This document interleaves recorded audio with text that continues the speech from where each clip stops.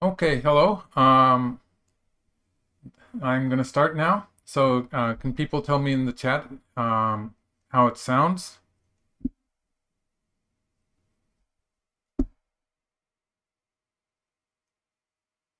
Sounds good. Great. Hello, Chris Davis.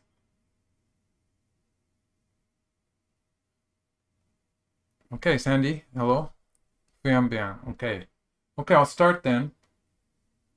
So this is the game between KJ and Park Junghwan. So Park Junghwan is fresh from winning the Sangsum Cup, and so now they're in the quarterfinals of the LG Cup, and there's three games of the quarterfinals being played today, and then there's one game tomorrow. So that's going to be between Ichiriki and Shinjinso. So I'll be looking at three games a little bit, but mostly this game between KJ and Park Ji-won. So it's China versus Korea in the three games today. Let's just take it back to the beginning.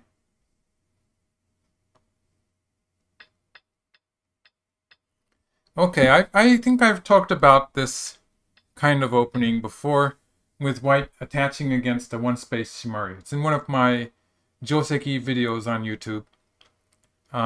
And black has a choice of playing a Hane on top or a Hane underneath. So one variation, since they played underneath in the game, let's take a look at this one. In this case, white's going to play a Hane underneath.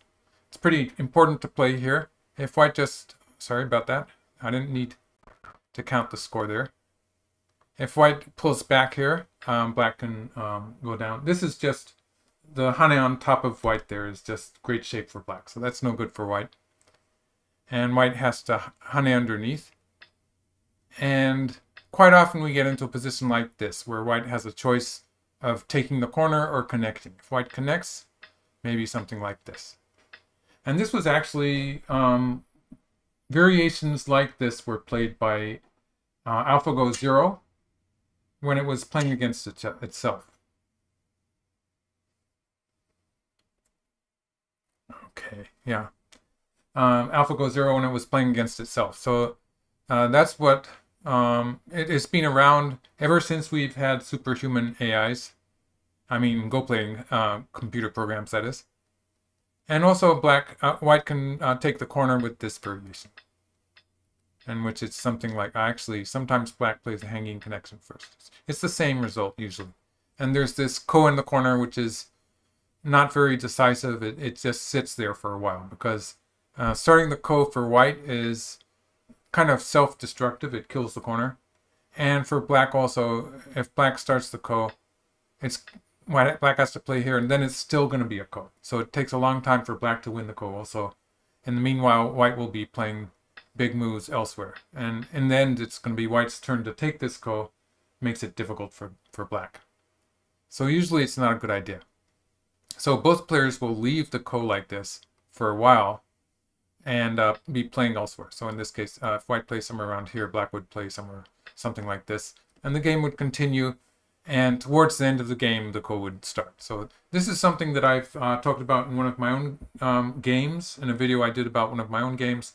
And also I've made a video about the whole Joseki. So just look at my channel and you'll find it if you're interested. It's in the AI Joseki section or playlist. So that's what happens if black plays a Hane on top. One of various things can happen, but that's the general idea if black plays on top. And in the game, black played underneath. So black, when black plays underneath, again, pulling back would just be too weak. And so white covers. So this is pretty much the only move. Black has the option of playing simply. So if you're faced with this and you have the black stones and you want to play something relatively simple, then it's okay to connect here. So you can connect, let's make a variation. You can connect, or you can go back to the first move, you can go straight down. These are relatively simple moves in which white might feel that he's played a kikashi, a good forcing move, but it's not really a big deal. So it doesn't really matter that much, and it whether it works out well for white or not will depend on the following play. So it's a way for black to avoid a really complicated and long joseki variation.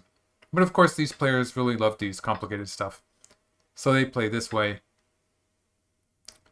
One variation is that if black plays an Atari on the outside, white's probably going to go after the corner. So this corner, when white takes it, it's going to be pretty big. And white is usually happy to capture the corner territory like this. It's a big corner, which used to be a corner enclosure by black. So that's completely turned around. And those two stones in the center there, black really needs to play another move to finish them off. So they're potentially a problem for black. And of course, white's ready to sacrifice them. So that's the idea here. And black avoids that by pushing. So this is a variation that is being played a lot by a number of professional players. And it gets to this point. So up to this point, it's still relatively straightforward. It's still fairly straightforward. And actually, I've seen computer programs suggesting that white can just curl around here and play something like this. In fact, when I play against Katago, many times, I've had this played against myself. And black will probably, actually I was playing against Leela, I think. But yeah, something like this. And white has some potential towards the center. If I were playing with white, I might have trouble making it work, because black does have plenty of territory. But it's supposed to be okay for white. Sometimes it's not so easy to get these computer-generated variations, but yeah. This is very much the human variation where white extends once and is asking black. Black can, of course, in the game, black connects and white gets to cover here with Sente. So the object of white's extension towards the corner was to make this covering on the second line forcing, so that white could do something with those two stones.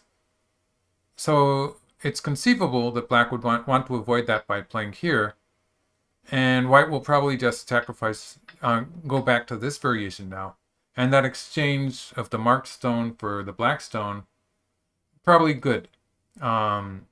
It's a slight gain for white, so white's not going to do anything about it immediately, but maybe later in the game white's going to save the stones like this. If black tries to squeeze, white can push through. This is trouble for black. Or maybe white's going to be playing from the side with something like this.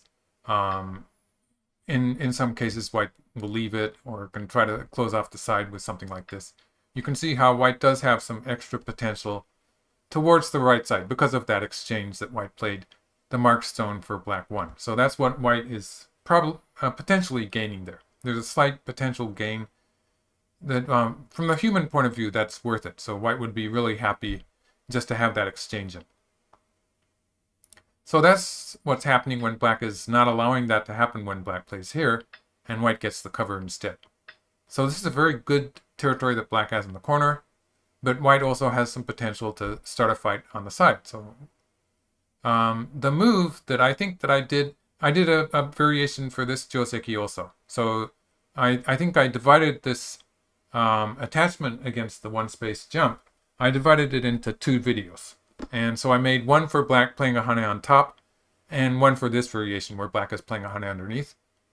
And the main line variation that I made, if I recall correctly, was for white to curl around here, and black will jump out, and white will have time to escape. So this is the straightforward way to do it. Obviously, if white gets carried away in the center, black's going to capture those 2 stones, and it's going to be big.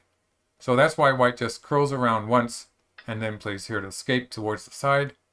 Black gets good shape in the center, and white has a choice of playing this way, and black will probably press here.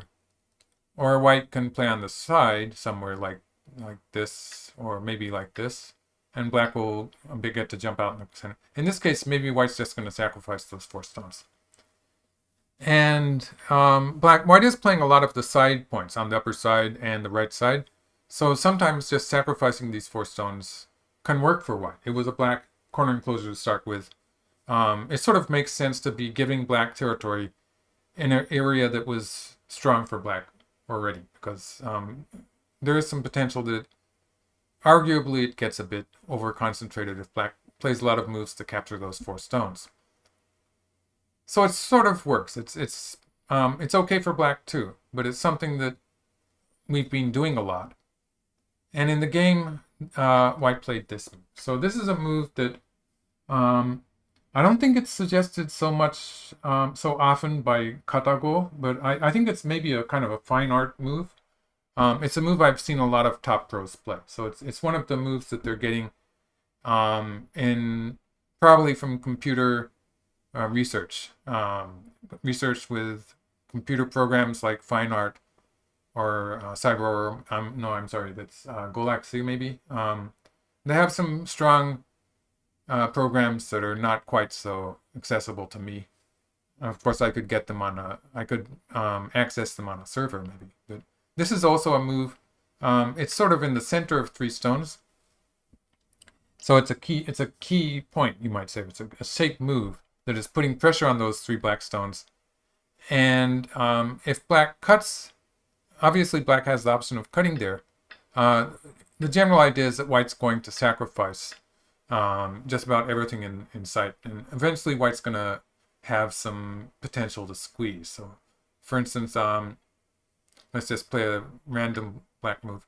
If white plays here, there's 2 more forcing moves white has there. So white's going to get some, white's not going to do this immediately, but white's going to get some good thickness towards the left side, some influence.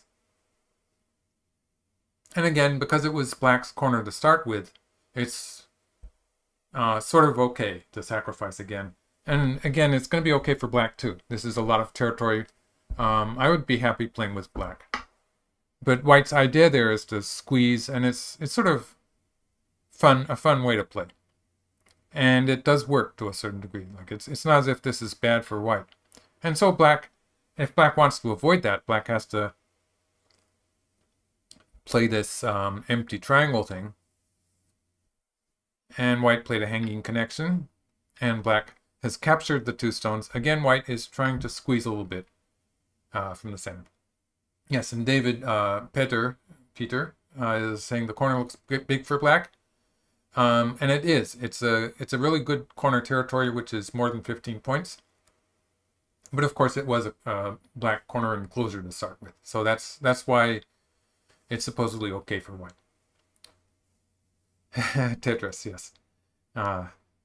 Okay, so white still has some potential to squeeze with forcing moves. Let's see, forcing moves. So forcing moves like this, of course. So if white squeezes from this side, it's just a 1 move difference here. And that would be a kind of a squeeze. Or white can try to get a bit more with this move, which could be, in some cases, this is going to be troublesome for black. Because if black plays here, now this is a shape where black is in danger of actually losing the race to capture. So black has to be careful when white plays this move. Maybe we'd be seeing more empty triangles here. And there is actually some potential for white to escape here. So if black continues extending, then there's also the cut, the odds of the cut there. White's going to be able to escape. So black does have a kind of an ugly shape here. And so in some cases, especially when white has that stone in the upper left corner on the 3rd line waiting to connect up to white, sometimes it's going to work. So that kind of thing is in the works there. And black avoided it by playing a peep. And white didn't connect. Like it was normal for white to connect there. White could have connected. Black's probably going to continue locally. So something like this, for instance, just and eventually adding a stone there just to get rid of all that bad aji. Maybe he would be pushing through and then back. At some point, black has to go back to 8 just to get rid of the squeeze and the attachment on the 2nd line. So there's all that trouble that black would have if he didn't do that. And he'll probably start with something like the knight's move at 2, just to create some trouble for white. If white plays here, pretty much the same thing. Black's probably going to back off after creating dodgy. But white didn't connect, so black didn't have to do that. So KJ has the white stones. Yeah, I got it right, yeah. And Park has the black stones. It seems to be okay for black so far, apparently. It's close enough that I wouldn't know. This is just something I got from Katago. Yeah.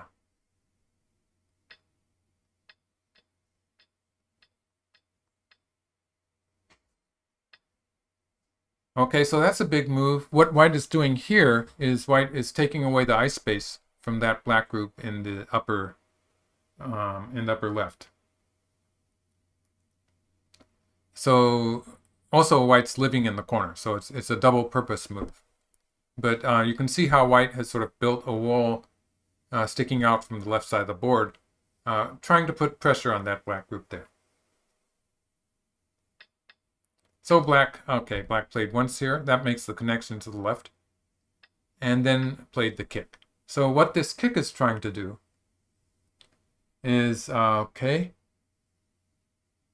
Tetris, yes. Well, it looks like a Tetris piece, doesn't it? The four stones. So when black kicks here, that was Chris Davis. Yeah, it does look like a Tetris piece. So when black kicks here,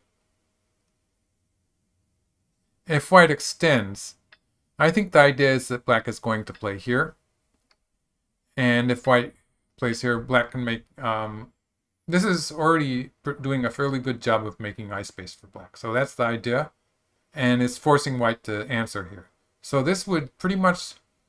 I think white already would have trouble trying to kill it. So for instance, if black plays away now, if white just does something like this, black has two eyes. So white would probably be looking at moves like this. It doesn't really look like white has potential to kill it. So for instance, this would be alive. Black would have a number of ways to live. Black could try, since black has an easy life on the side with either this move or this move, black might even try to be fancy and leave it again or do something on the outside first. And black has plenty of eyes there. So it's going to be difficult for white to even attack this group when black gets this shape with 2 and 4. So that's what black was doing with the kick. Black was setting up that little squeeze there if white plays here. So this would be a forcing move.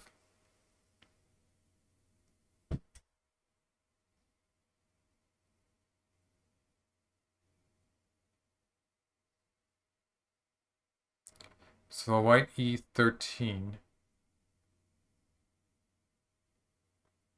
Oh, really? White e13 lost 10%. Well, maybe I can only have a hypothesis for that. Let's take a look at the move again. So it's this peep here, which seems very natural, peeping here.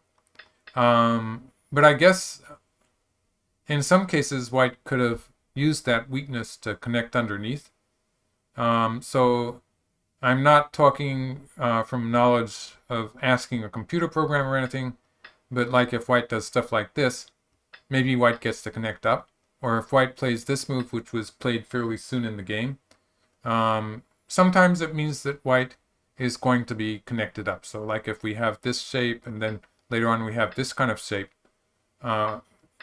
white's pretty much connected up already, because if black does this, white can push through here, and that would kill the whole black group. So I guess maybe it means that white would have relatively good ways to connect up to the side. And it's sort of important because let's take another look at this move that white played on the second line.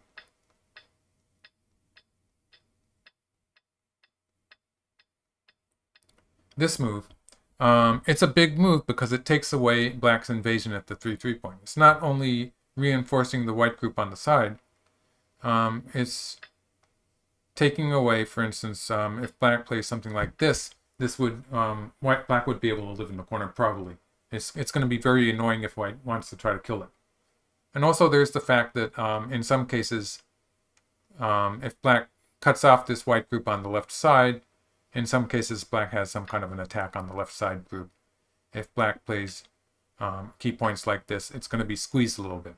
And that's going to have a bad effect on the lower left corner also.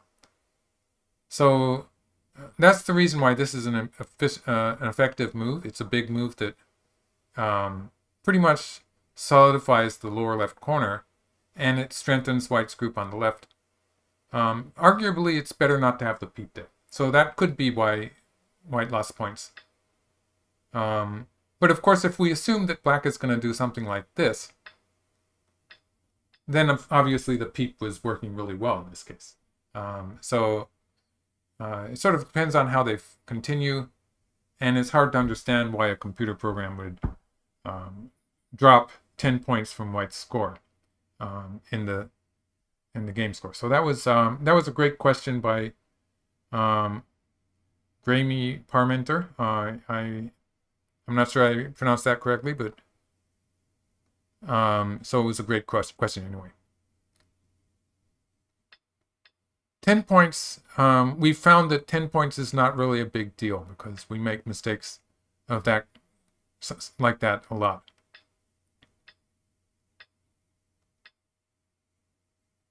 And this game was, I think it was probably bad for white throughout. I think black did have a good position. So what white is doing here is white is squeezing a little bit and trying to isolate this black group that's on the left. So white's trying to isolate it and save as much of the upper side as possible in the process. So black plays here, strengthening the cutting stone there. So cutting white off. And with this exchange here, black is threatening to push through and cut. So there's this move. There's the idea that black can push through and cut here. So that's what black is sort of aiming at. This would probably lead to a trade, like this maybe, where white would take the left side and black would take the upper side. So at some point, white has to go back there. So in the game, let's take a look at the game moves. White pulled out and black connected. Yeah. So this is still threatening to push through and cut. If white plays away, that would be bad because black could push through and cut here. That looks dangerous for black. I mean for white.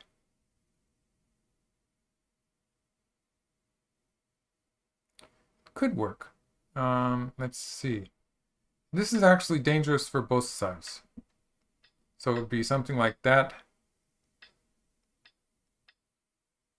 Looks like it might be some kind of a ko, but black has to worry. If black plays here, black has a weakness here that's going to be troublesome. So maybe that wasn't working so well for black. White could have connected, but he didn't do that. He would have ended up protecting here at some point anyway. Okay, so black could have played here and captured those two stones, but instead, as far as territory is concerned, this covering on the side here is big too, and it does make eye space for black. It also makes a potential ko in the corner.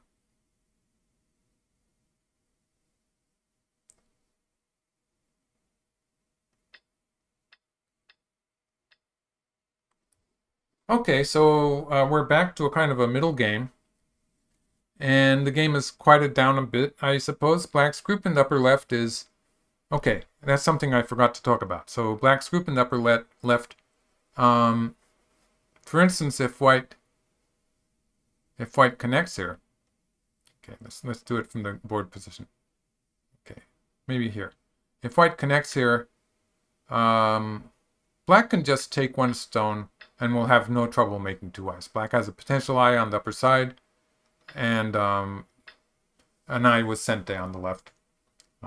At some point, black could even be thinking of playing away, but it's pretty safe anyway. So that group is safe. In some cases, black will have this move, which starts a ko, and it would be a ko that involves white's life and death in the corner. So this is something that black can do, but he has to be careful, because if black does this ko, then after white wins it, in the case that white wins it, black has to worry about his eyes on in the corner. So this would maybe be a bit dangerous for black.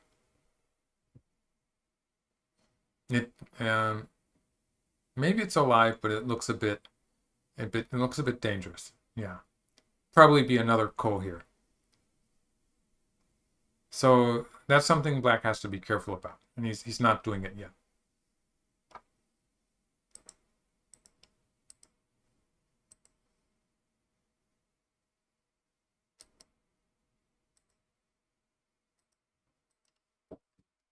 Okay.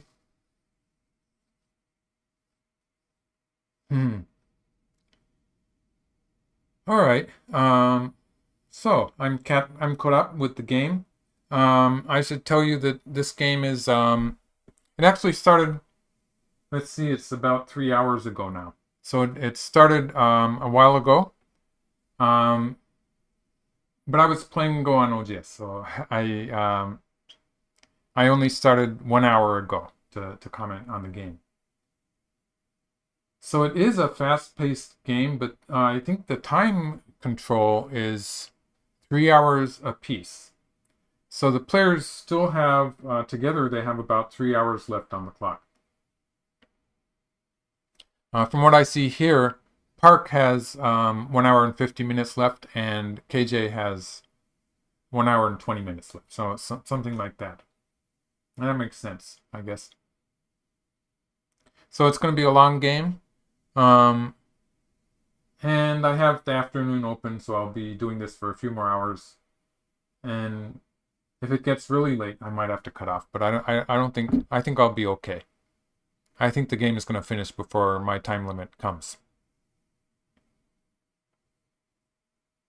Black's group in the upper left. One eye dragon, one dragon, maybe. It's alive. So let's take another look at the black group in the upper left. So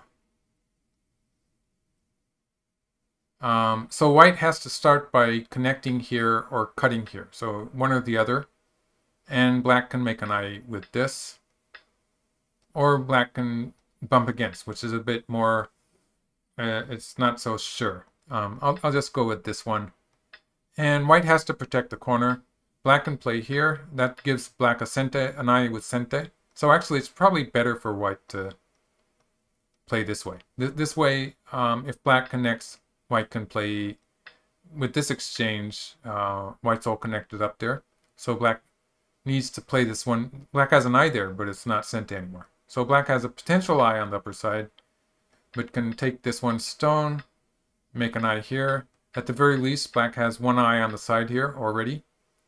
And if black wants to be careful, black can play this move now. So this is alive because at some point black can play this exchange and have an eye there on the top. So that's an example of the two eyes. Black has an eye on the left side, both on the second line, but black has an eye on the upper side too. So it's not dead. It's actually pretty easily alive. And white is losing a lot in the fact that everything is sort of getting cut up in this variation. And white has so many weak stones that black could even be thinking of counterattacking like this. So white's liable to lose this whole group on. This is just, that wasn't really an exact order of moves, but an example of how white's group could be in more danger than the black group. So it's a bad idea for white to try to kill it.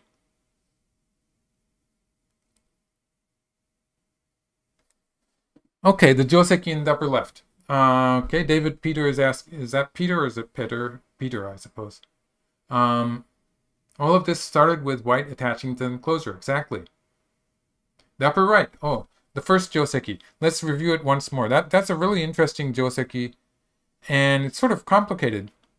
So, I'll look at it again with some advice about what people should do if you don't want to get into all that confusion. So this is a pretty standard opening, apart from the fact that I think it's more normal for black to be playing the knight's move. That's a very subtle difference. People play this too. And white plays this attachment. And it's just something that you see when black has played a one-space corner enclosure. And it was played by AlphaGo. and then it was played by all these computer programs that came after AlphaGo.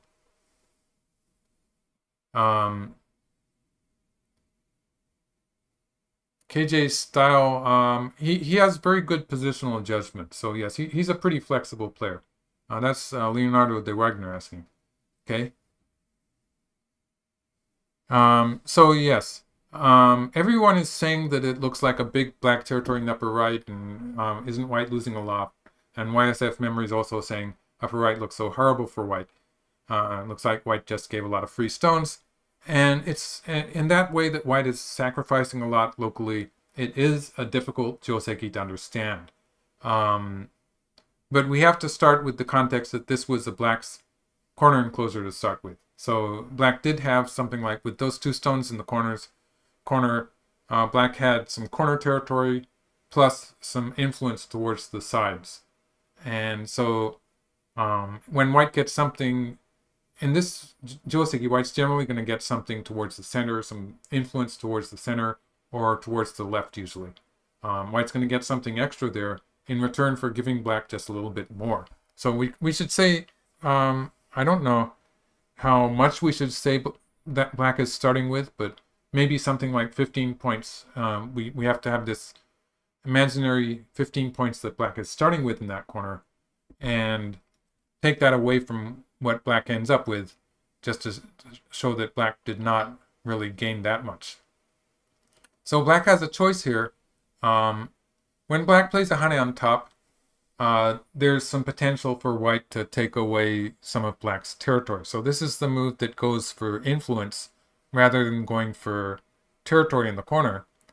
And white's best move is to play a Hane underneath. Black will connect and white will extend. And it usually continues like this, and white has to choose. So it's sort of painful to give up the one stone, but if white connects here, it's going to be something like this. This is okay for black. In this game, black would probably play some kind of a pincer on the right side. And so this is working for black in a way. The direction of play is working. If white goes into the corner, it's going to be like this. And they won't play the ko very soon. So white's probably going to play something towards the side here. And you can see black has this splendid thickness on the outside. For the time being, white's alive in the corner. And they have this ko, which is going to confuse the game. But it probably won't happen very early in the game. They'll probably just leave it because it's a ko that takes a number of moves to finish.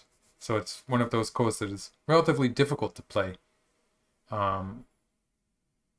Problem for black is that black doesn't have any territory in this variation. So most players don't play this so much anymore. It's something that works well if black has a big moyo towards, in this case, the right side. But you see white 14 is sort of taking that away. So in the game, black played them. So this way black is going for more of the corner territory. Oh yeah, and I was going to tell you the simple ways to play would be to go down here. To make a diagram to go down here. This would be one way to be very simple. This would be as if black had played a knight's move, corner enclosure, and white had played a shoulder hit and black had pushed. Pretty normal, and it's nothing unusual. So it's close enough to even that I would be happy to play with either side. And despite the fact that computers don't often play the knight's move, corner enclosure, it's not as if it's a huge loss for black. Otherwise, black can play a Hane underneath and then back off. And the comparison with the previous diagram is, again, it's very subtle. It's not a big difference. So this would be okay too. And white could connect, but it's more natural for white just to leave it for the time being and hope for connections towards the side. So, for instance, in the future of the game, it would be more natural for white to be doing that after white has a stone on the side. So after creating a position where these stones that white has connected will not come under attack. Because if white just simply connects there, it's liable to be attacked immediately. So it's probably a bit heavy for white to connect those stones, and usually white would just view them as a kikashi. I don't know if white's going to play 6 right now, but the idea is that even if black plays there, that's just one more move. It's 3 moves locally that black has played, and white is getting a lot of the board, the rest of the board. White's controlling the rest of the board.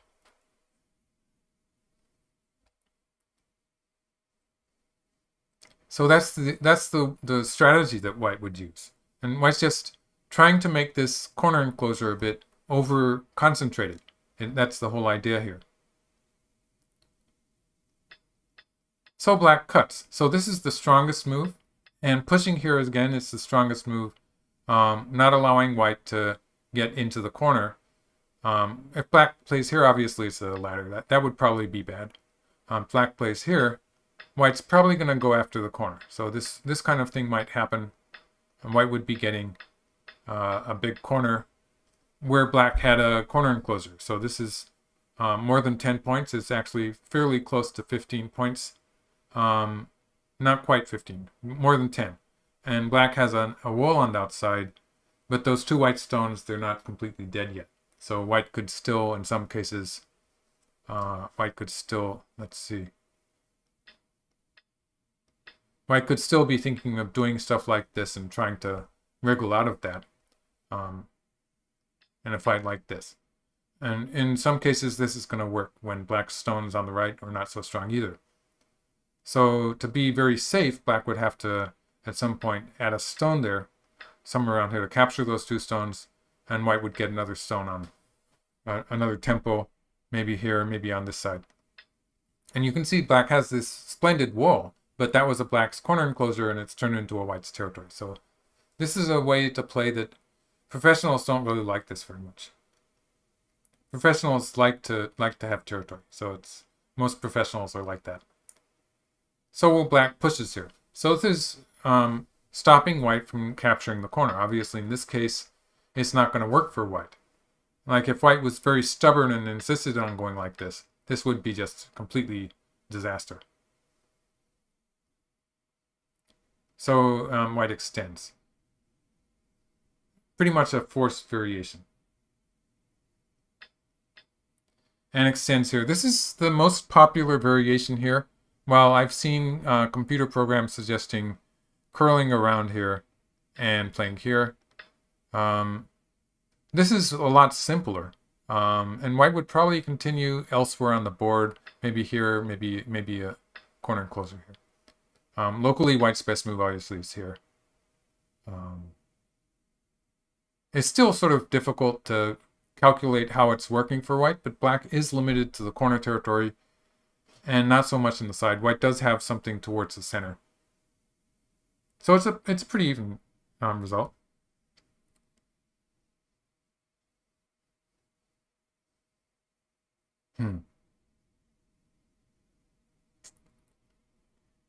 And in the game, when white extends here,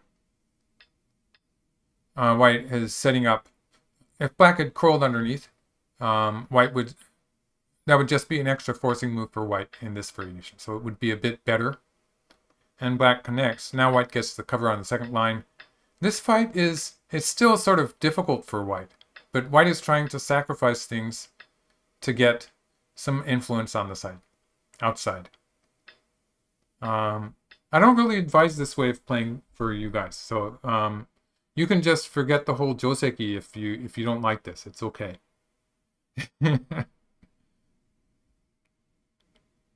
Okay. Most of the top pros. So this is Ikiching asking, who is a prominent current high-level pro who favors influence? I'd say the top world players generally tend to be pretty much, they play very solid, balanced games. It's just they're very much influenced by computer programs, and so they go more for balance than they do for. They do go a bit more for territory than I would say the top players used to, but they're pretty well balanced, I'd say. Of course, Takemiya, he still plays for thickness. I guess it would be, he's not, well, yeah. He's not playing at the top levels of the tournaments like these players, but yes, he's an example of a player who plays for thickness and is fairly successful with that.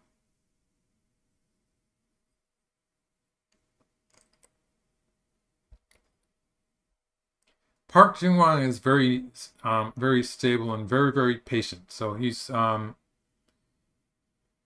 usually not a very active player. I think the reason that they got into this big fight in upper right was because it was inside. It was partly in their research. It was something that they had studied and they knew how to play it. And so it was an involved variation there, but it was just part of their preparation already. They were prepared for that one. But he's very steady, and he's very in a way he's similar to Shin Jinso. I think they're both similar to each other in that they're very patient, and you don't really know who's going to win until towards the end of the game usually. Yeah, sort of like Li Chanho. Only Shin Jinso is probably even more so. Okay, so white played away.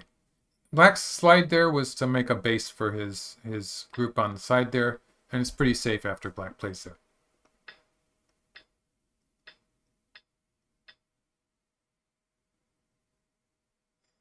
Li Chanho, yes.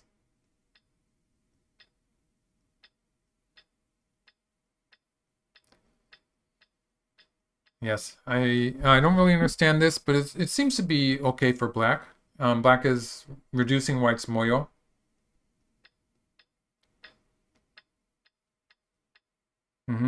White's taking away black's space there in the upper left. So that's going to be the focus of the fight here. And yeah, we went through this already. But black was the big point is that black was planning to sort of squeeze white with this variation. So that was the idea that black had. And there's white has to put a stone in. So black's pretty much alive with Sente. So that trade. Now the focus is changed to the upper side where white is about to be captured. So white, all of this is white's trying to put some pressure on the black stones in the upper left while white saves those stones on the top side. So that's how that worked. It was, to a certain extent, it worked for white.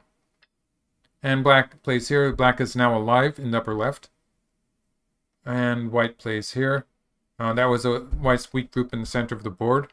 Black also has a group on the left side, which is not 100%. So black chases from that side. I guess this is close enough to be connected to the black group on the left.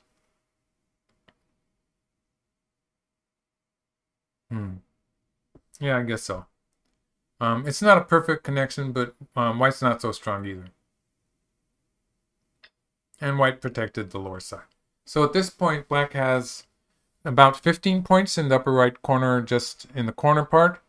And then probably about 15 more points with the 3 stones in the center and some territory attached to that on the right side. So something like 30 points I would expect to be showing, developing there.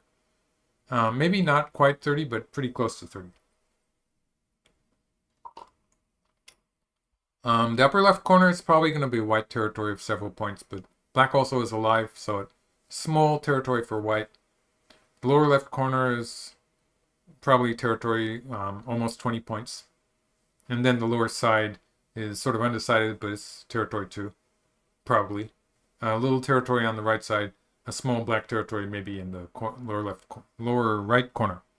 So let's see, that's about, black's one big territory is in the upper right, so it's only one, which makes it relatively close. And white has territories in various parts of the board, so that's what makes this a fairly close game.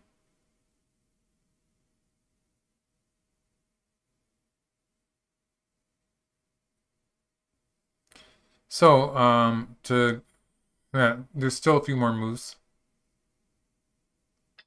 Oh, okay. So black invaded here. I think the idea here is that black's probably going to be strengthening his group and setting up an attack on the center. So if white plays underneath, for instance, something like this would be a very steady way for black to play. Starting to build an area there in the center, strengthening his stones, and looking to attack white in the center of the board. So probably something like this, attacking this white group, would be something that I would be considering. So gathering strength before actually making the dive to attack like that.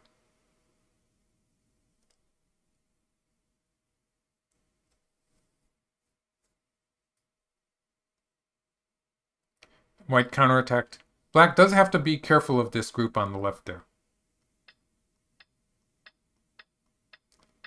Okay, so white's cut it off. So that's the question we have now. Is that group going to be okay? Black can always make eyes.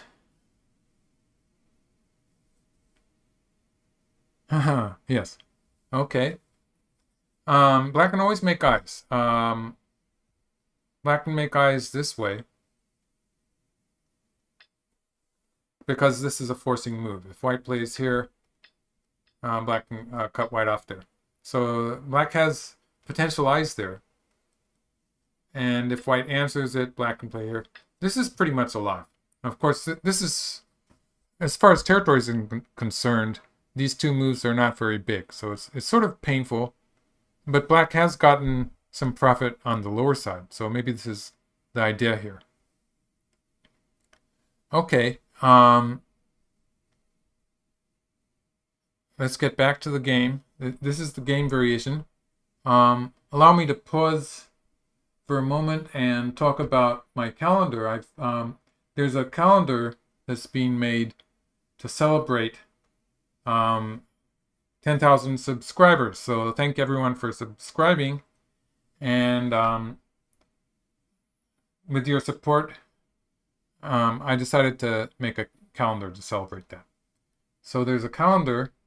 Let's give you the link again. I think the link might be pinned at the top of this thing, but I'll put it up once more. This is the link. And so you can go to the vendor's page and take a look at it if you're interested. There's actually an Amazon link too, so let's put that one down too. And I can show you a picture, one of the pictures on the calendar. There's some artwork that is has to do with Go. So let's see if I can find the picture I made. The picture of it is like this. So this is one of each month has a painting associated with it. So it's one page each. And this is, I think this is December. So this is one of the pictures. Autographed calendar, just in case you want to find a different way to support my channel. That might be a good way. There's 12 pictures and it's autographed and all. So you can use those links to get it. Okay, that's enough of that little advertisement there. And so now, let's take a look at some of the other games. Because there's 3 games going on today. Oh yes, I haven't given it to the people on Twitch. Let's give the people on Twitch the calendar too.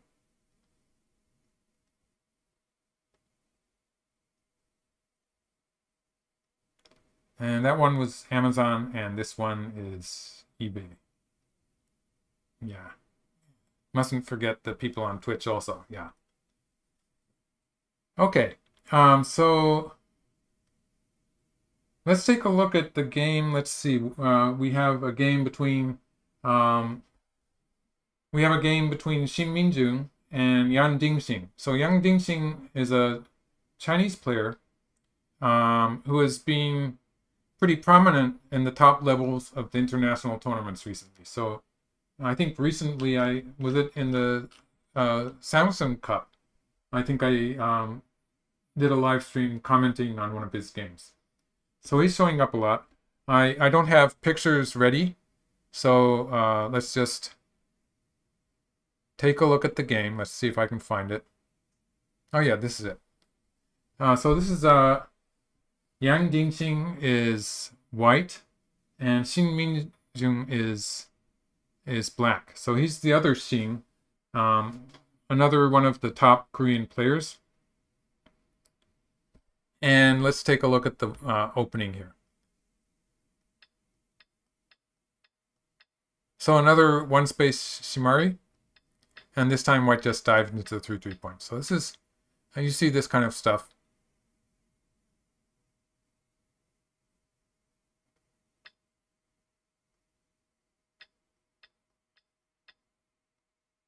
Yes, and here, this is something that's pretty interesting and sort of a neat move for white. So if white plays this one, it would be the same joseki as we have in the upper right corner. When white extends here and black slides, this is going to cool down the fight in the upper left. So white's going to have the opportunity to play away, maybe something like this, for instance. White doesn't have to play a local move. So that's the idea of extending at the mark point. If white plays this way, white can play away still, but it's relatively sharp when black does stuff like this. There is some danger that you can get into a big fight locally. And so extending is relatively the more calm move, extending at this point. And you're sort of expecting black to slide, and white will be able to play away. So curling here is a move that black plays when he doesn't want white to play away, because if white plays away now, it's a stronger threat. So if white plays away, then black can play a hane on the fourth line. This is, obviously, it's much more strong attack against white. So by making this threat, black seems to be trying to get sente. When black does that, playing the knight's move here is a kind of a neat move in that if black bumps against it and plays the hane, this is, after all, it's too many times for black to crawl. Black's crawled 4 times on the third line. It's a bit too much. So when we compare it to that joseki in the upper right, which looks like this, black's played more moves low down, and this is slightly better for white usually. Even though computers like to crawl on the second line sometimes, this is a bit too much crawling in the corner. So that's what white is trying to do here, and black just played away. So this is sort of interesting, seeing them changing the joseki like this. And the latter favors black. If I recall correctly, I think at this point white, according to Katago, as I saw it, I think it was suggesting this move after all, and we would have gotten into a similar joseki to what we were seeing in KJ's game. But Yang Dingxing is white. Yang Dingxing did not play that way, and instead peeped here, which is a ladder breaking move. So if black connects, white can capture in the ladder, and black covered on top. And let's see, the ladder still favors black, I suppose. No, it doesn't. I think white can capture the ladder here.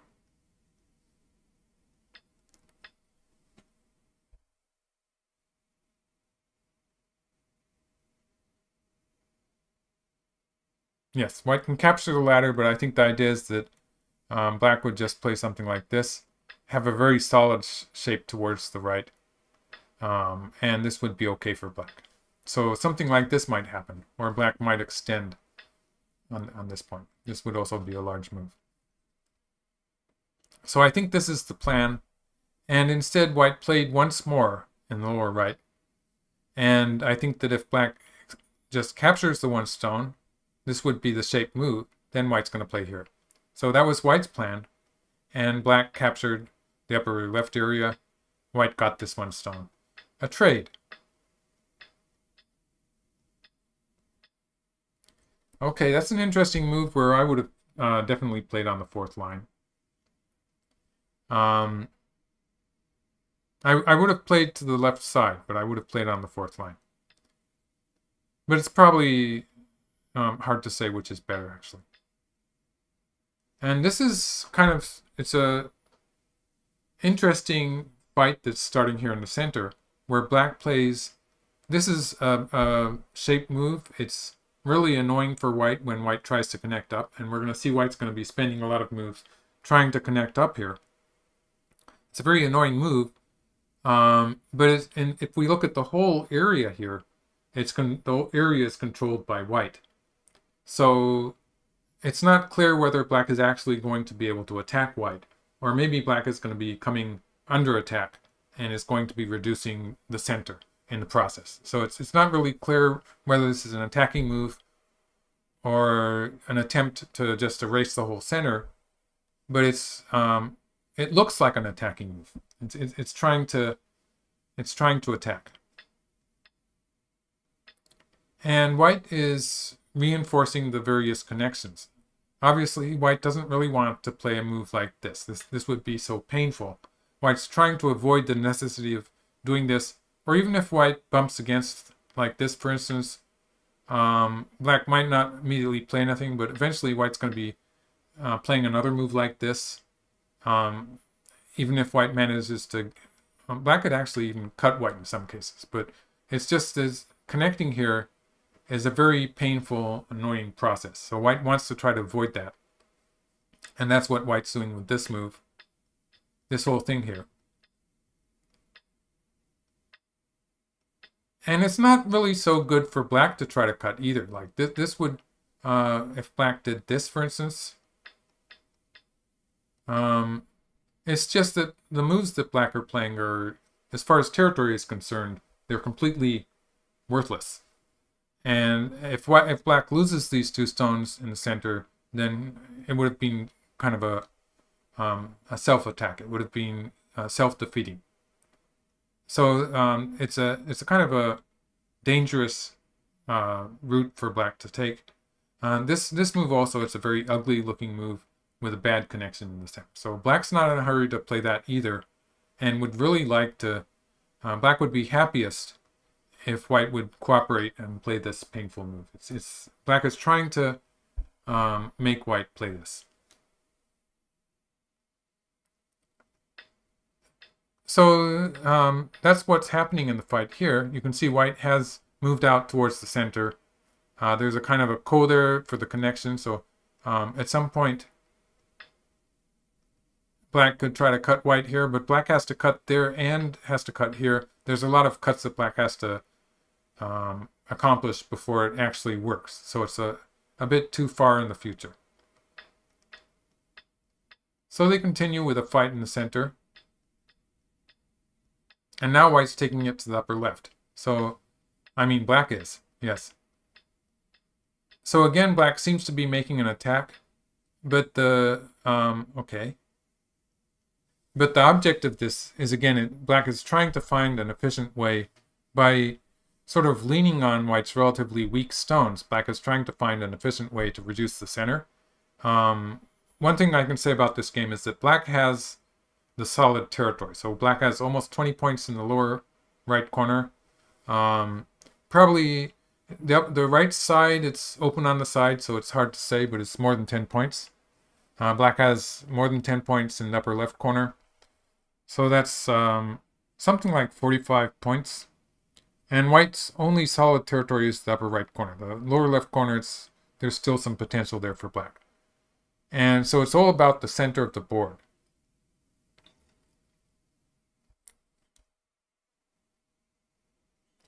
Okay, we're talking about what we call top players. Yeah, chess players, they have masters, they have grandmasters. We don't really use that kind of, we don't say it that way in Japan. I mean, in Asia at all.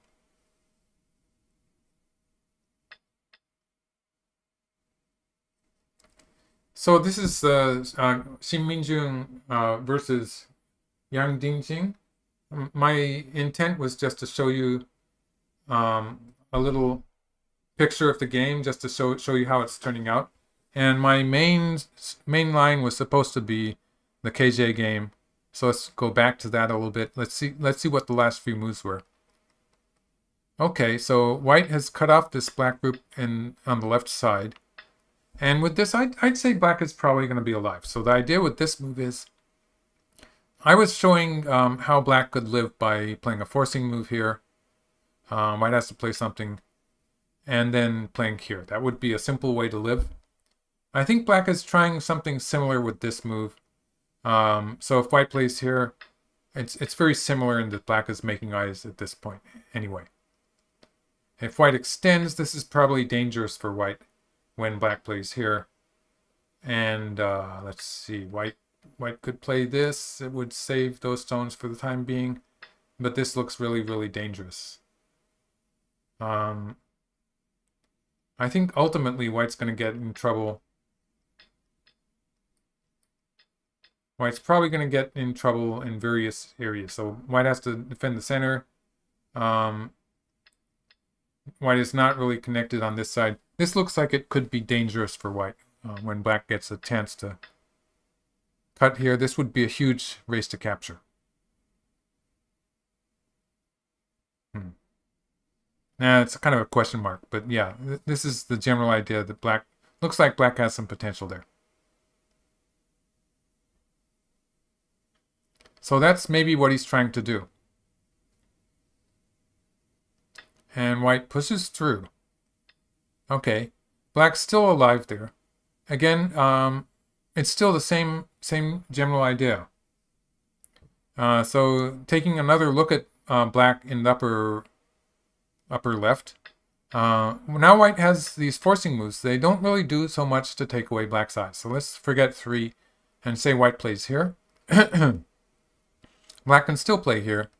This is usually forcing against the corner. And black has an eye with Sente on the right. And with this, black, this is alive. So there's no way for white to take away this eye that black has on the upper side, because black has this potential connection underneath. So so this becomes a forcing move for black, and black has an eye there. So there's no way white can really attack this black group.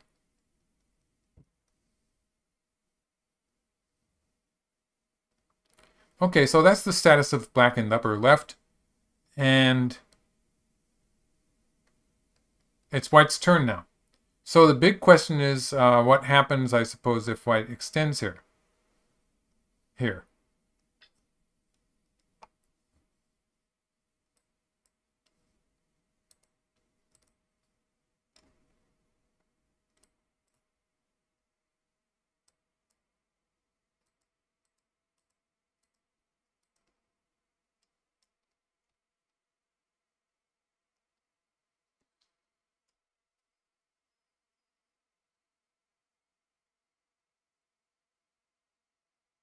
Okay, I4. I4, okay, that's a good question. Leonardo, oh yeah.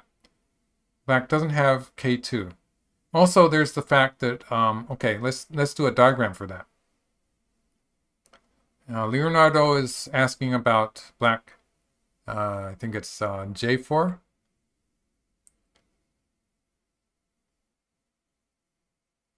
I4. Yeah, that's similar. So,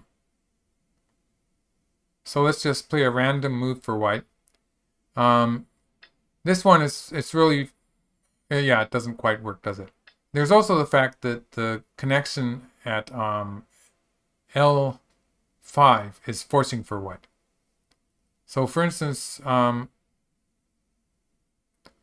a case like this, where black is trying to make an eye on the upper side, there is the question of whether black would have the threat of capturing some stones like this, but the fact that white has this forcing move means that it's not going to work for black. So there's not really that much potential to cut white in that area, unless black comes from the other side. So the real threat would be this move that threatens to capture white, a white 1 stone, or this would cut white off. So this would be more of a problem for white. This would connect the black group up. So it's white's turn. There's one more game that's being played today. That's Mi Yuting and Byung Sangil. Mi Yuting is a Chinese player. He's been at the top of international tournaments for a while now. In the past, I have done a number of his games. I haven't seen him at the very top of the tournament so much recently. So it's the best in the quarterfinals, so it's the best 8 players. Um, but he's having a good tournament so far. So let's take a look at his game. Yes, this is it. So Miyuting has the white stones, and Byung Sang-gil, who is a Korean player that I see sometimes. I think he's a bit younger than the other players. He's doing fairly well in the international tournaments in recent times also. So just quickly look through the game. I haven't really researched this game. 3-3-point. No way of getting away without having some 3-3-point games. And they're going to play this dangerous variation here. So when white plays an attachment on the second line like this, and black covers, this tends to lead to this variation, where if white cuts here, this is a Joseki variant that's going to cover the whole upper right part of the board. It's going to be really big and hard to understand. You don't really want to get into this now. Just to put a few moves down, black's shape move is to play here. White extends, and white is threatening to make a ladder of it. So the ladder would be this variation. If white can capture a ladder, obviously this is going to be good for white. The ladder favors white. And so black usually avoids that by playing here. And there's all sorts of variations. So it's going to be very, very complicated. I don't advise playing this.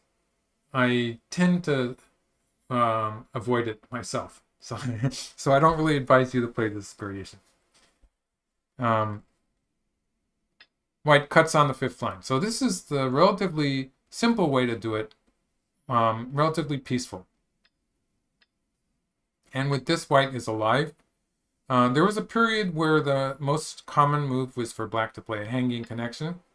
But there is some difficulty with that when white plays moves like this and starts a fight towards the right side of the board. So it's a bit complicated. It's possible that these black stones can be under pressure. So for instance, something like this could happen. It could be a bit dangerous for black. At some point, white has to play, white has to play that first probably. White has to play this. And we get into this race to capture thing on the right side of the board, which again is going to be a bit complicated, but it looks dangerous for black. And it sort of depends on the ladder too. So the modern move that was this was one of the AlphaGo versus AlphaGo games, and it was in the research in one of the suggested variations that was suggested by AlphaGo itself. So I think it was shown in one of the Chinese commentary kind of a TV station first as one of AlphaGo's suggestions. It's really kind of a very unusual shape. It was a big surprise to most players at the time. Oh yeah, by the way, this is Miyuting. This Joseki was first, I think it was first played by Miyuting, so it's his trademark, sort of. So that could be why he's playing it here. A move that looks more normal as far as shape is concerned is this one. I think it's just the quality of how black captures this stone in the center is slightly different.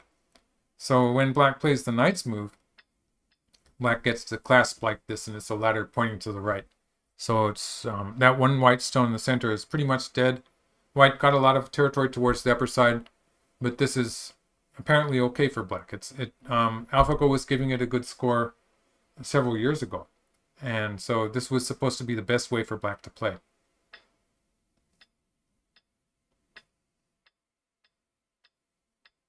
So now the fighting switches to the lower side.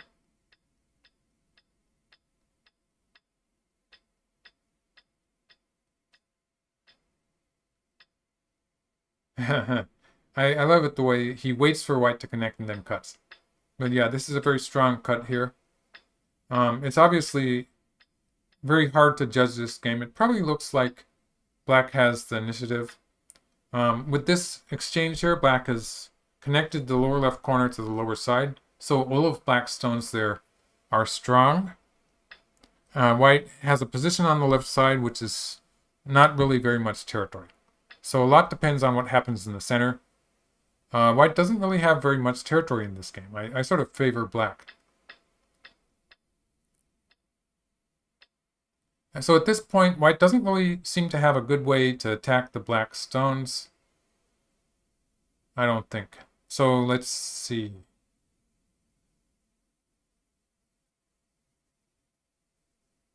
No, he doesn't seem to have a good way to attack the black stones, as far as I can see. So yeah, this is a kind of a squeeze variation.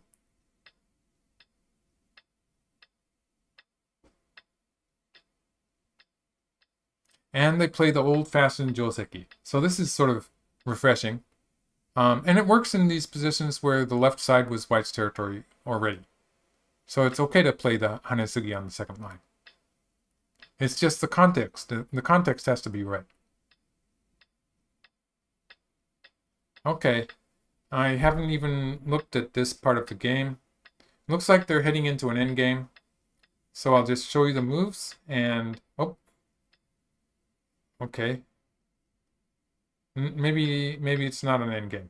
So what happened here was, for the time being, everything is connected.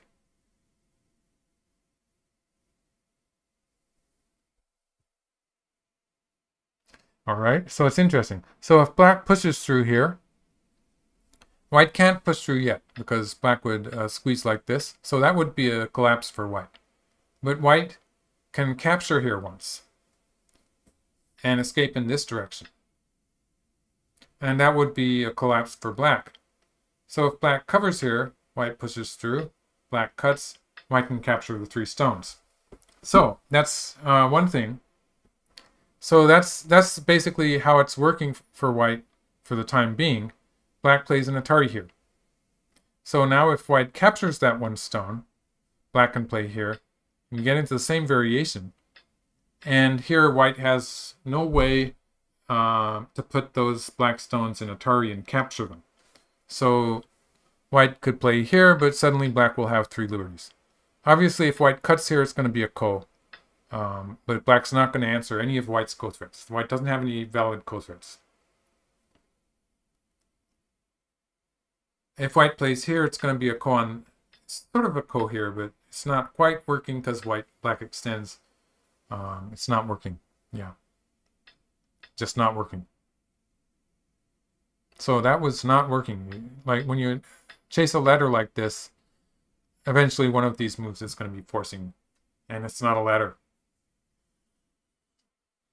So that's what black was doing with this Atari, and white had to play here. So this was basically, white could have played something like this, or something like this, or something like this. But the value of this move is that it's trying to start an attack on black in the center. So if black plays here, white's going to be able to squeeze like this. You can see how ugly this is for black. Then white can go back to this point. So black just ignored it and took the 1 stone and left it. Wow. So there's a ko sort of pending here. If black cuts here, there's going to be a ko.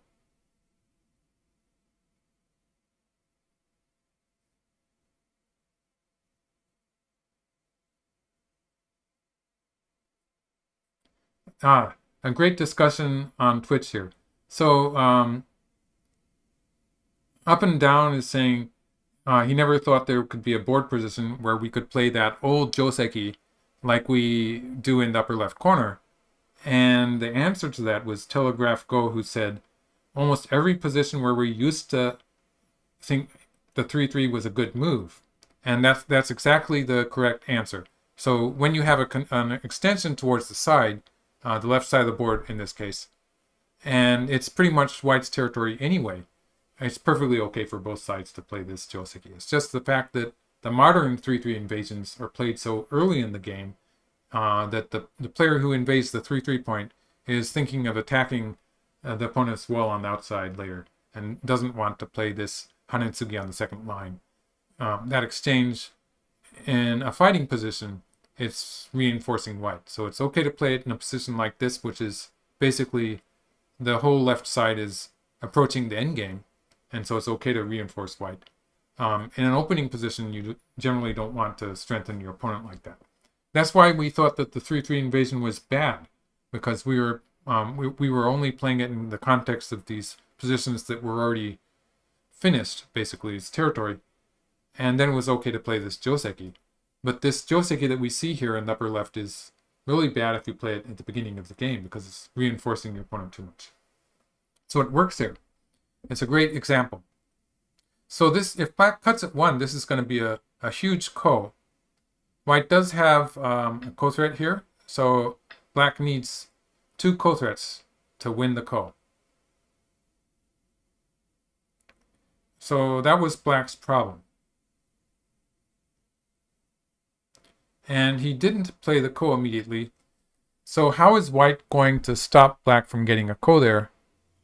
It could be a bit troublesome. So if white ends up playing a move like this, of course white will first take the ko. But if white ends up playing a move like this, it looks like there's still some potential for black to make trouble on this side. So that's what they're thinking about at this stage of the game. If black cannot accomplish anything at all, it's going to be good for white. Another value of this move that black has played on the second line is that if black plays here, black can capture this stone by pulling underneath. So that's how that marked stone, the triangle there, is working for black. And it means that white will now have to play maybe the ko here, or if white plays here, it's going to be alive, but that was also giving that move at 6 to black was also a valuable move, and white's life is a very small territory. So that's also some profit that black is looking to get. So I was about to say maybe we're going to head into a peaceful endgame, but I've changed my mind. With this ko that started in the center, it's hard to say what's going to happen. And that's the only big white territory. So if black can accomplish something there, it's going to be the end of the game, usually. Black has, let's see, black has more than 20 points in the lower left area, about 10 points in the upper left, and more than 10 points in the lower right. So that's well more than 40 points. And it looks like black's going to get some territory in the upper area too. So let's say close to 50 points. White will be okay if white kills the whole center, but that center, it's sort of a big question mark to me at this point. So I would rather play with black, I think, in this position, but it's going to end up with this huge ko in the center of the board. Okay, so that's, okay, white took the 2 stones and black attacked. That makes sense. So we're going to see how this huge fight in the center turns out. I'll come back to this game later. It looks like it's going to be a spectacular finish in some way. But first of all, let's get back to, I was supposed to be doing KJ's game, so let's get back to this. It doesn't look like they've really moved forward so far. Let's see, it's actually a variation that I was sort of talking about. So after black played this attachment in the center, white pushed through, played this exchange, and connected here. So this is, you might say it's an attack on the black group. It's possible that white is trying to take away this forcing move from black by making something that's maybe not so easy for black to kill. But that's going to be a ko at best. In fact, it can be killed. Yeah, so I don't understand that. Maybe white's just trying to reinforce the whole group on the left side of the board, as it is not yet connected up to the lower left corner. So black has to answer that to have a living shape. But when black plays here, black is not quite alive yet, but he could be thinking of playing away.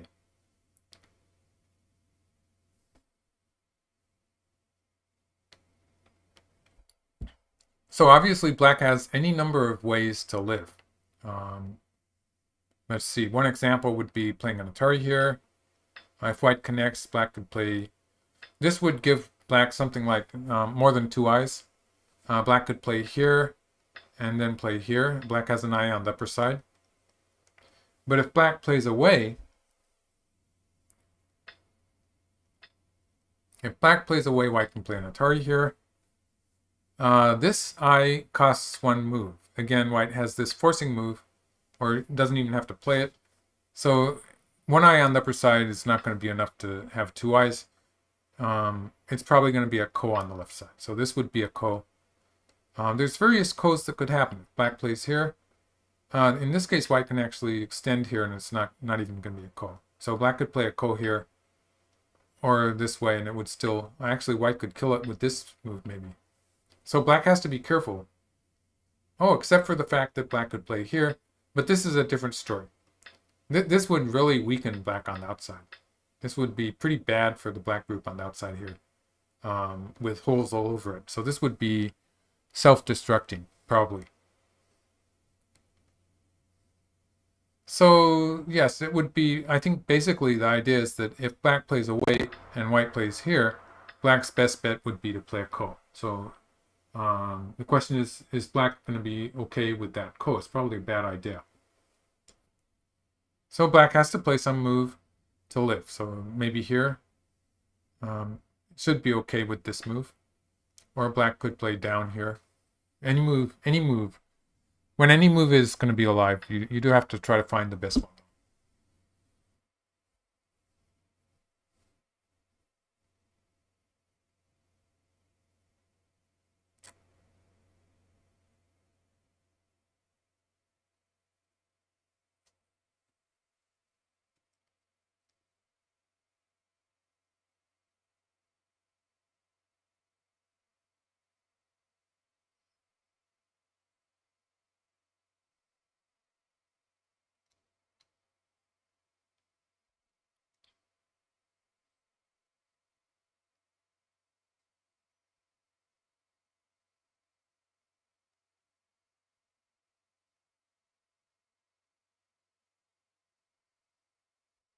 Okay.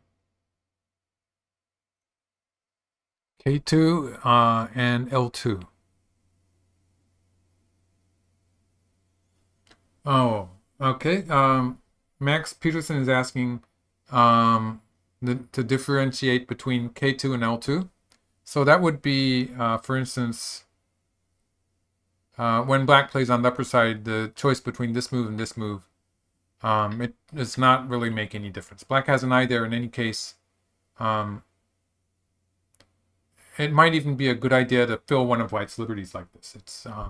There's some cases where you want to have white's liberties filled. Like, for instance, if it became some kind of a semi that involved that white group, maybe black would want to have those white liberties filled. So it's okay to play K2. That would be one way to do it. I think what he's thinking about here, let's see if I can get back to the game. Playing an Atari here potentially has some problems. So the issue would be that if white plays here, and black plays here, then there's some potential damage to the black group on the outside. So that's something black might not want to do. If black if black answers on the outside, this is a position that's it's potentially going to be a ko of some kind. So let's see. A white could even play away and play on this side. Yeah. And so this would white would be able to make a ko of it this way, or if black plays here. So there would be a ko, although it would be dangerous ko for white also. It's not 100%. Black can do this way. This is going to be forcing and potentially creating a forcing move here later on, but it does lose a bit of territory. So this would allow white to squeeze like this. It's probably not a good choice for black. So he's thinking around moves like this move or the Atari here, wondering if they're going to work for black. I think that's what black is considering at this point.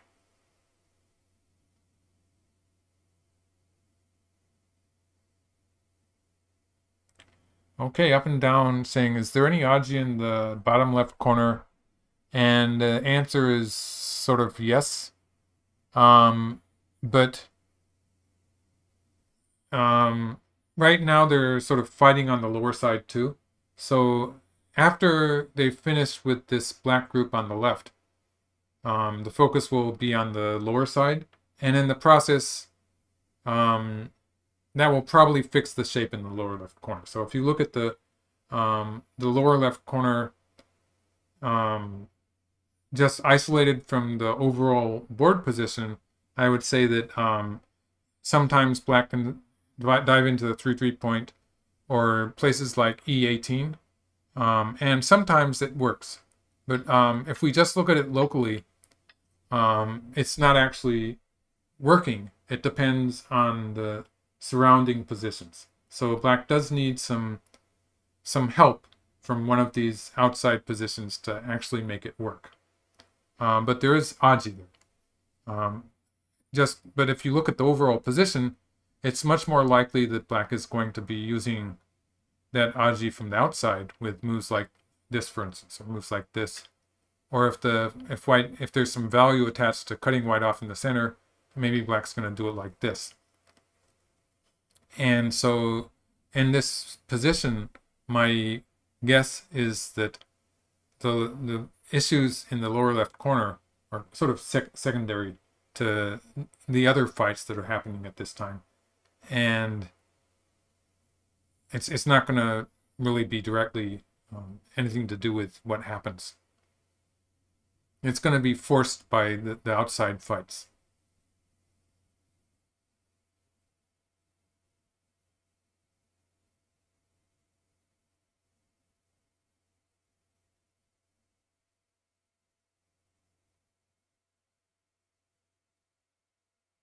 Okay. Leonardo has a question, I believe, about the white position on the right.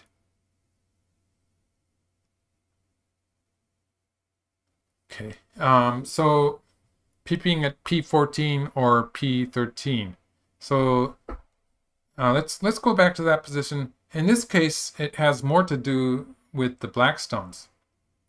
In many cases, yes. So actually, we can compare it with the position on the left side. So we can look at both of these positions. First, we'll look at the one on the right. Black actually played first here. So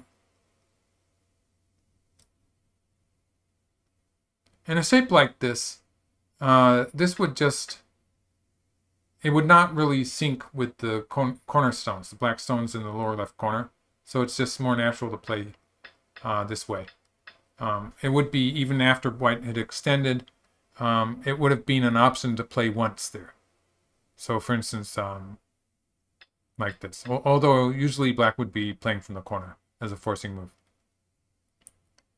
But when we look at the left side, this is actually probably the more typical kind of shape where black has these stones, these two stones in the lower left corner, and plays a shoulder hit on this side. So this is a similar to white's shape on the right side, you might say.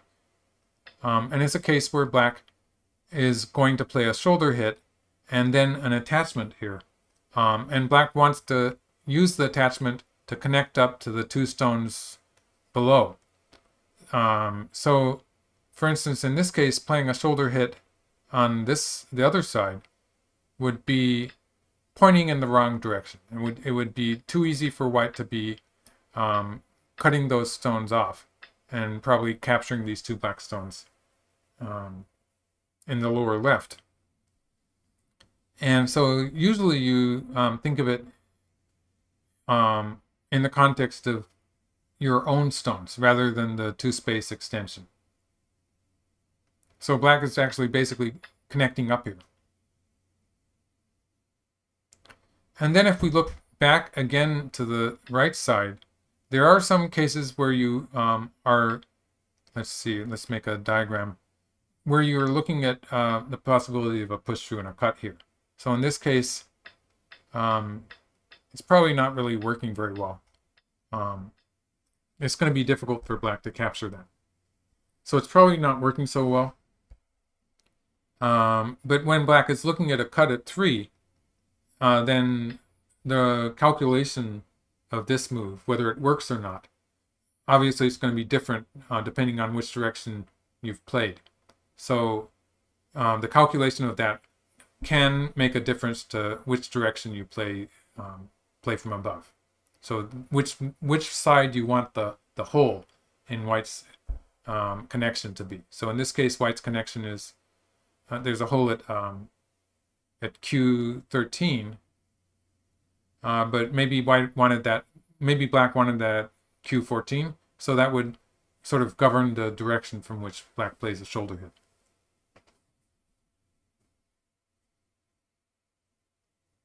In general, I think, oh, sorry, yeah, jumped ahead a bit. I think, yeah, the best idea is just to think of it in connection to your own stones, because usually it's a move that you play to create some kind of a wall like this and create a shape on the outside. So yeah, so black is actually having no trouble living there. It was very easy, actually. And white had to connect up. Black is alive. And it's hard to say who's attacking in the center, because now white's making a counterattack. I guess black's okay with that move. White started something on the left side. Yeah. And so here we are. Black did play the Atari. White's probably going to leave it for the time being, but there's kind of a potential ko there that will depend on what happens on the outside. So if white can find a clever way to play some forcing moves from the outside and create forcing moves. So like, for instance, I don't believe I can do a good job of making a diagram here. Let's see if I can do something. So in a shape like this, and we're going to say, I'll just, it's not really working. A shape where black's life or death depends on having an eye here, for instance. This was just very hypothetical. It's not a correct sequence at all. But in a shape where moves like this become sente, that's going to change the value of that marked black stone there. So it would make these kind of moves a stronger potential. So white's dream, you might say, would be to have some kind of sequence that makes 19 work. So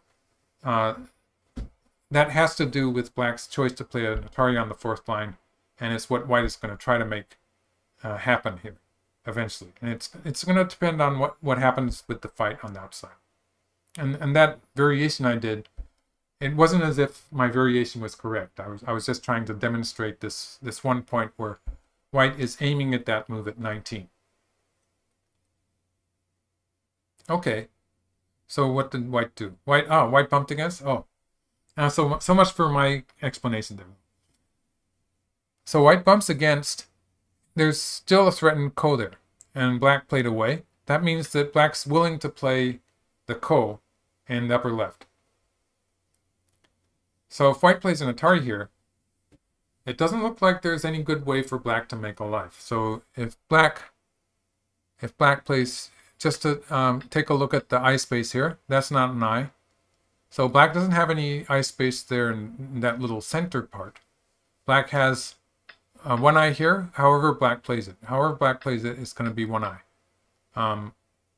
Black can play a ko here. If black wants to play this ko, that would be another ko. And if white connects, then that's going to be a ko for an eye if black leaves it, so it could play here. On the left, there's no way for black to get an eye with sente. So in order to live with this move, black needs an eye on the left side. If black plays here, it's not an eye anymore. And that would be dead. So black is ready to play the ko here probably. And it's a ko that is not exactly direct. Oh, it is direct, isn't it? So it's not quite direct maybe. So at this point, black would be playing ko threats like this. and they could potentially be a bit annoying because white has to choose between the Atari and going down. This might be the stronger move when they've already started the ko. So there's this ko that could happen. Black does have some local ko threats. So he's basically saying that he's happy with playing this ko. He's added a stone to his weakest group in the center. So for most cases, that group is going to be okay, even if white plays 2 moves in a row. Okay, let's take a look at the territory. Black has more than 25 points in the upper right. And if we count a little territory there on the right side, added to it, it's a kind of a potential area for black, then it's pretty close to 30 points. The rest of the board, I don't see any big black territories. There's some potential towards the lower side, and it's hard to say what's going to happen there. White doesn't have much in the ways of territory. White has about 8 points in the upper left corner, and white has a lower left corner, which is probably close to 20 if we count in part of the left side. And then a small territory to the right. So black does, when we look at black's potential territory in the lower right corner, a little territory attached to that black group in the upper left, black does have a slight advantage in territory maybe, but it seems, and they've started the ko. So there's a lot of uncertainty here. Looks really dangerous.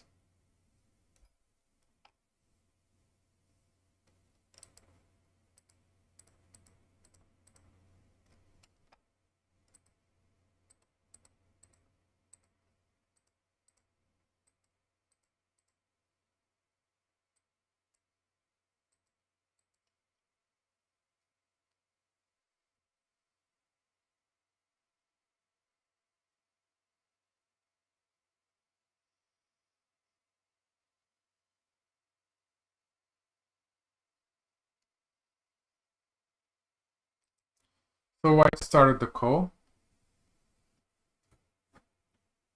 Okay, this way.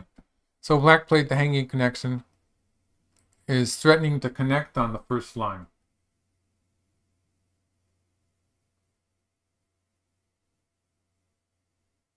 And white will have to answer it. White will probably answer it on the second line. A kind of a peep. So I'm expecting this move. Black will take the ko. White has to find a good ko threat.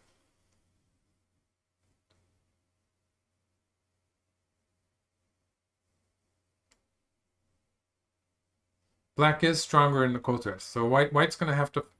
white's probably going to end up playing 2 moves in a row somewhere on the lower side.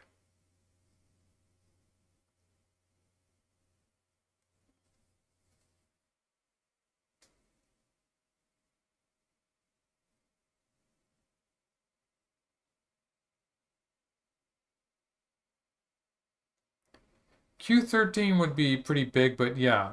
Black doesn't have any ko threats except for local ones. I think losing that big black group would be just too painful.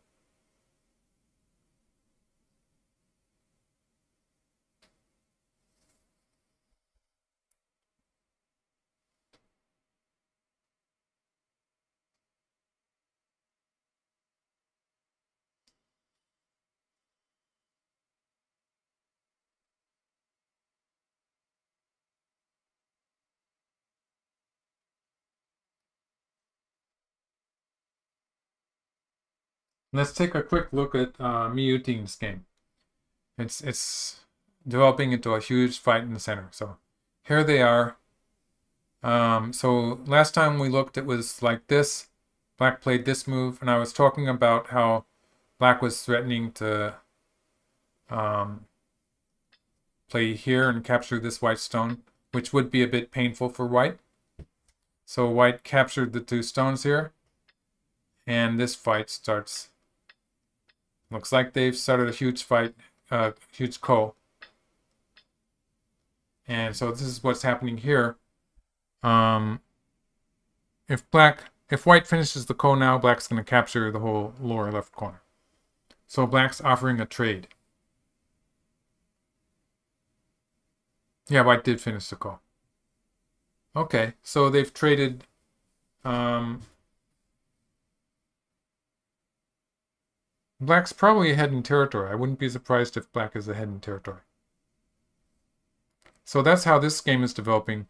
In any case, they're entering the end game now. So this is going to end earlier than KJ's and Park's game. This one is Shin Minjun against Yang Dingxing. And the last time I looked at it, it was somewhere around here. Oh yeah, a bit further along. And black had left these 3 stones in the center and is starting an attack on white in the upper left.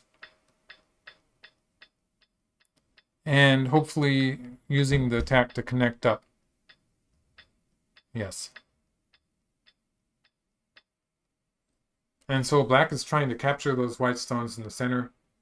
Black cannot probably outright capture them, but at least, for instance, in the case that white plays something like this, I think white's going to be able to escape somehow, but eventually black can capture this stone at least. So black's going to be able to connect up. Of course, white has a cut here. So yeah.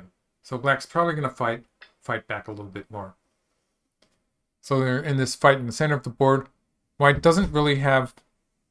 White's behind in territory. White doesn't have as much territory as black, so white has to gain something from this attack in the center of the board. At the very least, white wants to finish off the territory in the lower left, which is not a territory yet. And then maybe white could think of catching up with some extra territory on the upper side and stuff like that.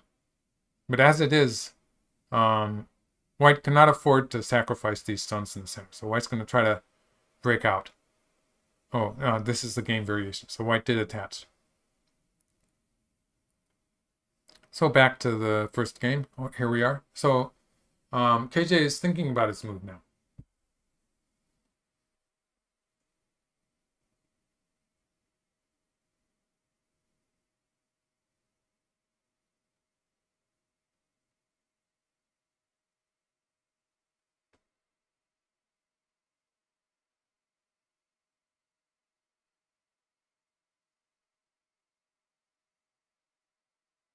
I-16, when One Dragon is saying I-16, I suppose. I don't know if that's the correct pronunciation, but yeah. That would be a co-threat for white, but it's probably a bad exchange if black connects there. So it depends if white has enough co-threats to win the call.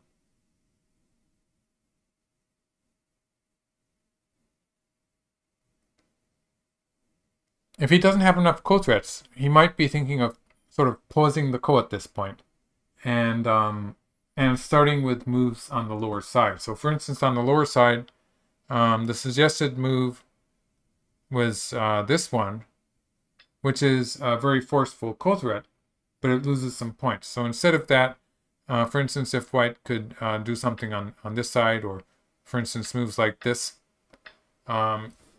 this would be a better shape in the process of moving out from the lower side.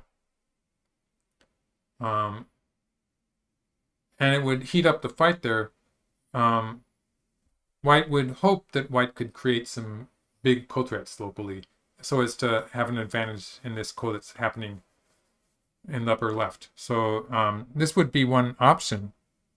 But of course, if we look at the local position, white has a lot of weak stones there. So for instance, even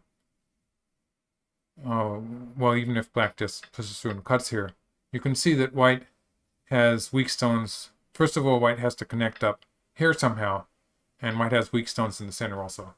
So the local fight is clearly better for black. It's just that if white does it cleverly, maybe white can create some ko-threats. So that would be what white's hope would be.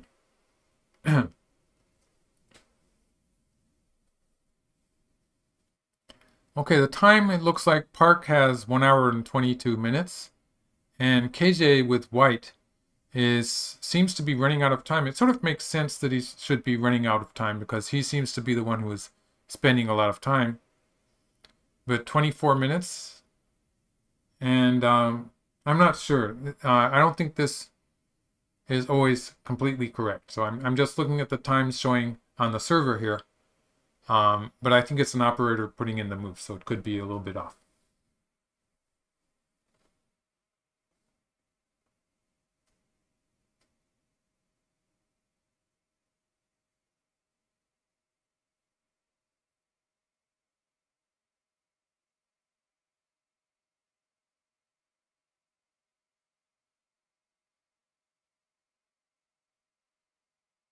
Okay.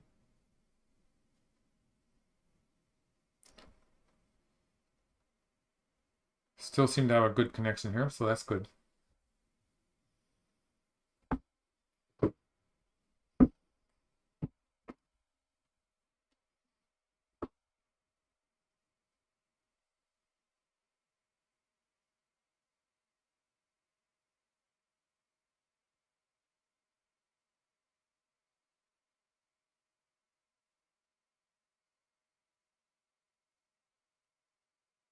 Now we wait. Yes.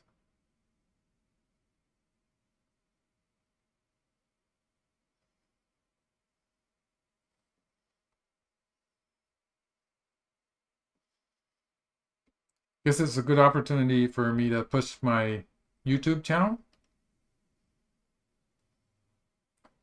So yeah, so I have, just in case you haven't subscribed to my YouTube channel yet, that's the address. So this is where you can link up to my YouTube channel if you want to watch me on YouTube. And let's see, I have a Twitch channel too. So those of you who are watching on YouTube but would rather watch on Twitch, I'll give you, I would assume the people watching me on Twitch have that already, so I'll spare you from that.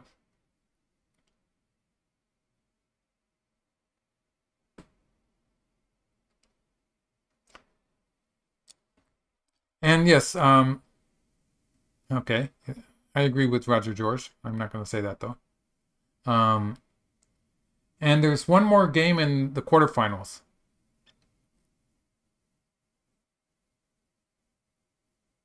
There's still some co-threats to happen. Yes, Crystal Harris has just got here, and looks like there's going to be a co going on for a while, but sort of worrying that like you would expect, White would just play this. This seems to be the obvious local move, and the ko would continue. But maybe White is thinking of playing away.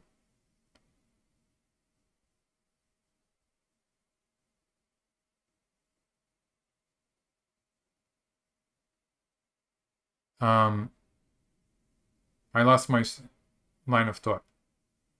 Oh yes, the Daily Smingo on YouTube. Yes, and Twitter. Yes. Oh, they are continuing the ko. That's good. It was what I sort of expected. So this is a move.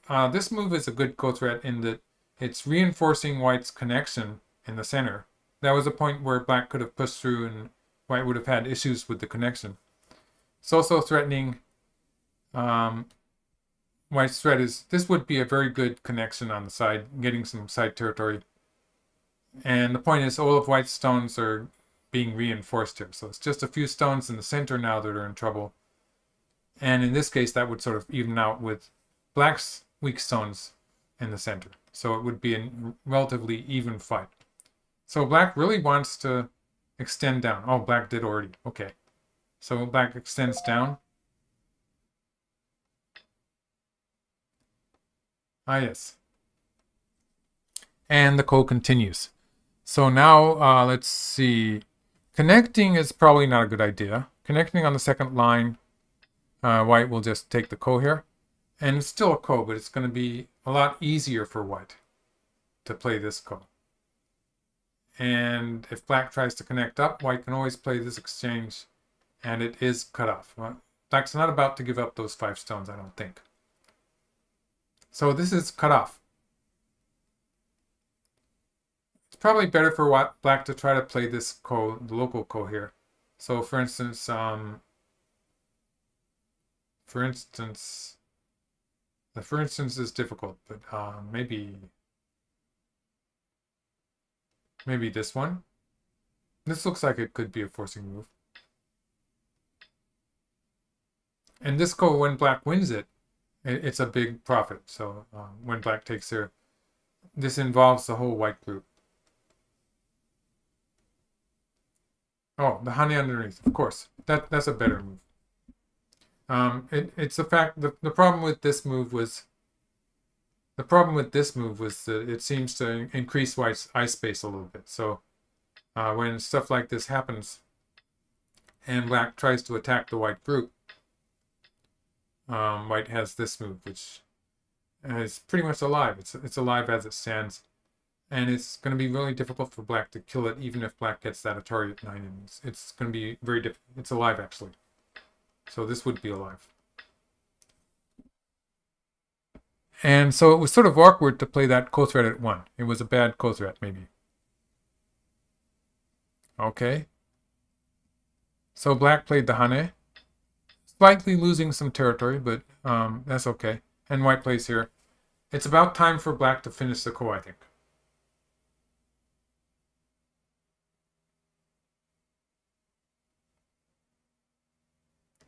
Right. Well, W. Zhang is talking about how KJ entered Tsinghua, is that the correct pronunciation?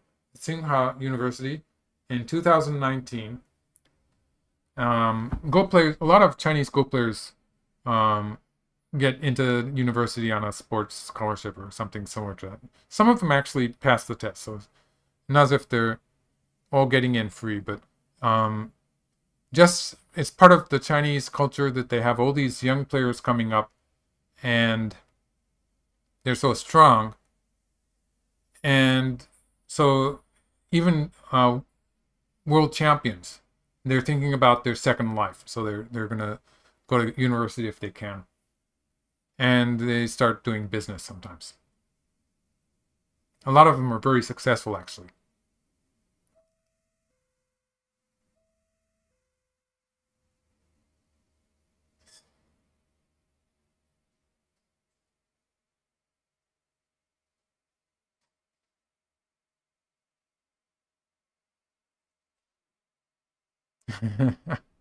Roger George says that Park Junghwan, he just won a title. He just won the Sangsum Cup. So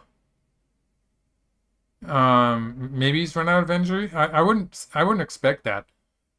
I think the usual result is that you get really happy and energetic, actually. Okay. If I was black, I would be starting to get worried about my remaining co-threats. Black seems to be running out. So I would say it's about time for black to finish the ko.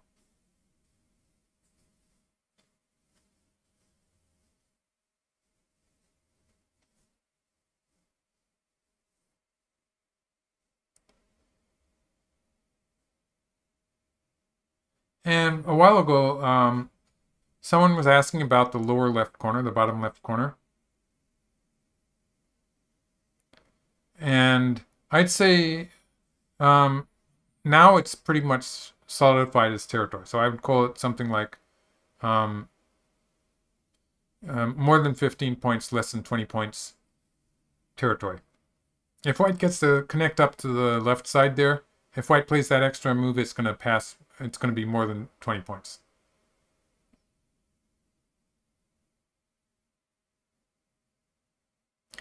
Actually, no. So that's Rene Villarreal asking about black's move at K15. Doesn't it make it more forceful, more harder to ignore the co-threat? And I'd say that's not true, just because we have to start with the fact that sacrificing these black stones on the bottom side here, in the center of the side, sacrificing them is not an option. It's just too big. So if black took the ko here and white covered here, and black could not save them, obviously it would be smaller than the game variation, but sacrificing them is not it's not an option anyway. So this would be very difficult for black to save it.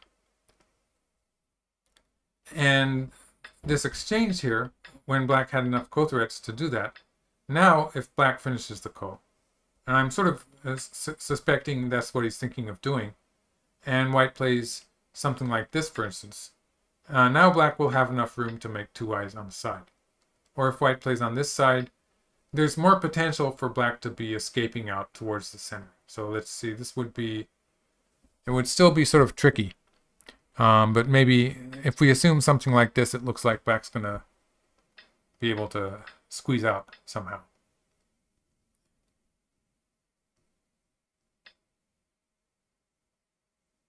This one would be a bit more tricky, but it's probably dangerous for white. Dangerous for both sides, but it's probably dangerous for white. Utmost, yeah. So that kind of, it's just that exchange is going to make it more difficult for white to finish off the black group. And sacrificing that group was not really an option. So black is pausing here for a bit. It looks like Park has plenty of time.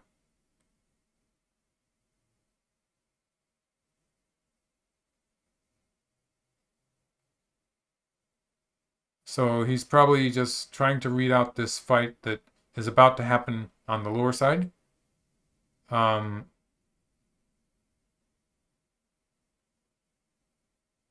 I think that the more black plays, the more dangerous it's going to get. So it's about time, I think, for black to finish the ko.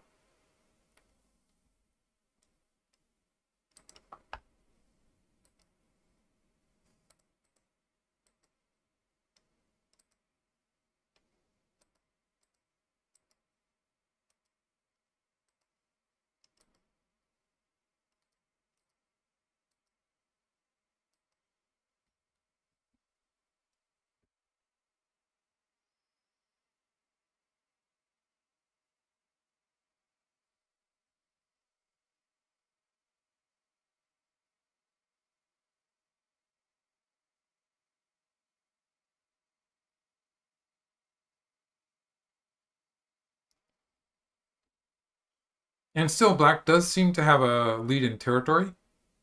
If we just assume it's the white territory in the lower left corner, and then everything else is small, and black has this big territory in the upper right corner, and the rest of black's territories are small too. So the small territories pretty much rule each other out, and that big territory that black has in the upper right is still pretty significant. So that means if everything evens out in this fight that's going to start in the lower right area, then it's probably going to be good for black.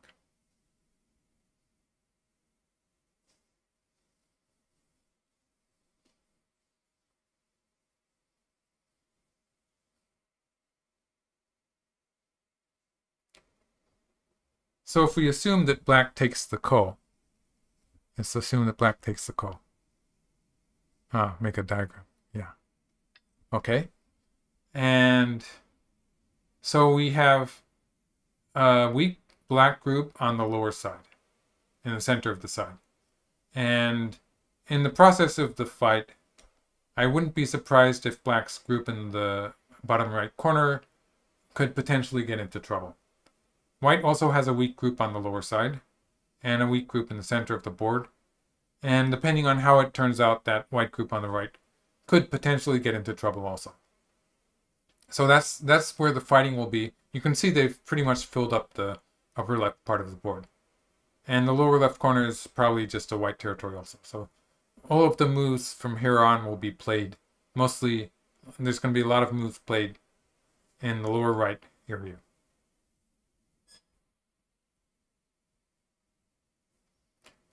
Okay, Michael Sanders is asking, how much trouble is black's lower right in? The corner is, for the time being, it's pretty strong. It's just that black's lower side is in a bit of trouble. So in the process of attacking it, white might get an attack on black's corner group.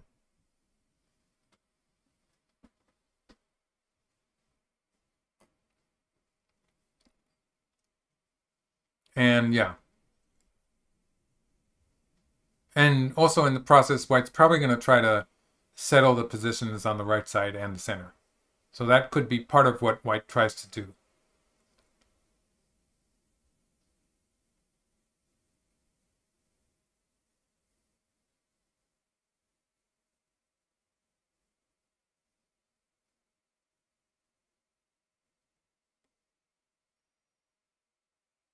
Okay, back to the game.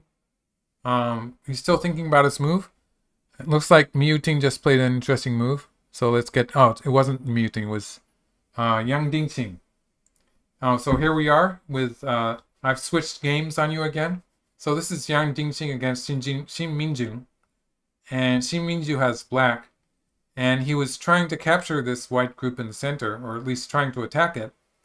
And white played this wedge here. So this looked like an exciting move to me. So that's why I switched to this game. Let's just take it back a few moves. So the last time we looked at it, black had cut here, and white had played the attachment in the center. And if we look at territory, black has a big territory, about 20 points in the lower right corner, and more than 10 points in the upper left corner. An open side on the right side, but it could be 10 to 20 points depending on who plays first there. So black has a lot of territory. That's 40 to 50 points. White's territory is just 10 or so points in the upper right corner, and then some bits and pieces in the center. And that lower left corner, it's not really established yet. There's some bad odds in that corner.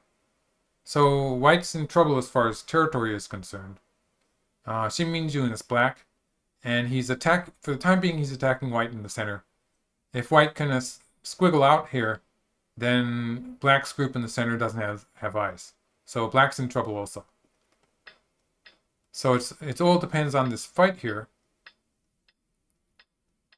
And black has captured that cutting stone there, so black has connected up the stones. But yeah. So what white does with this move, basically, so if white ends up allowing black to connect everything up, that would be this variation, for instance. Black's going to live in the center, and there's a lot of aji towards the lower left corner, and it's probably just bad for white. Yeah. It's just the way white's connected up here, it's a bit painful too. And so there's some potential for black to continue attacking the whole white group there.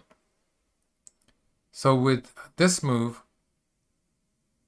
he's trying to capture the 3 black stones. So the idea here is that if white had simply played here, then it would have been a lot more difficult. And it looks like maybe white's not going to manage it. So he's starting with this, and if black answers here, it looks like this is going to work. And it's going to be a ko. If black connects, white can capture it. That's a win for white. So it's going to be this ko here.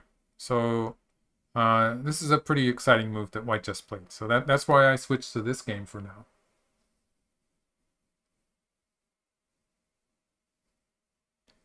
J17, that would be a strong move. Let's try that one. So this was a way to play. Wow. In this case, white's probably just going to go straight down. If black plays here, white can cut on this side. And white's going to win the race to capture here. So the race to capture is probably a bad idea for black. Yeah, so black would answer here. It doesn't look so good for white. I mean, it doesn't look so good for black. Because although black might be able to live here, it's going to be, well, white would probably answer that actually. But it's potentially going to be bad for the corner group. So variations like this, even if black manages to live. In fact, it doesn't look like black's alive. But if we say somehow black lives here, it's going to be a bit painful in the corner too. And white 8 is, yeah, white 8 is painful on this side too. So yeah, this kind of thing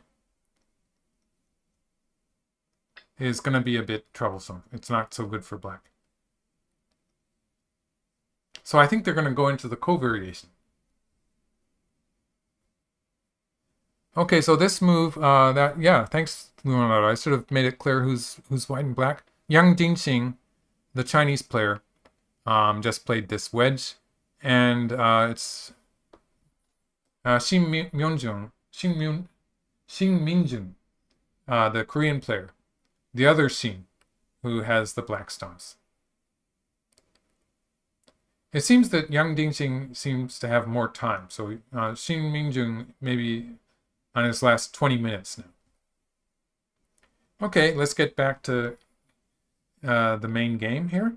This way. All right. Also, black answered the co-threat. Black answered the co-threat and is using this co-threat. So black has a co-threat here. They're running out of co-threats, so the co-threats are starting to look a bit desperate.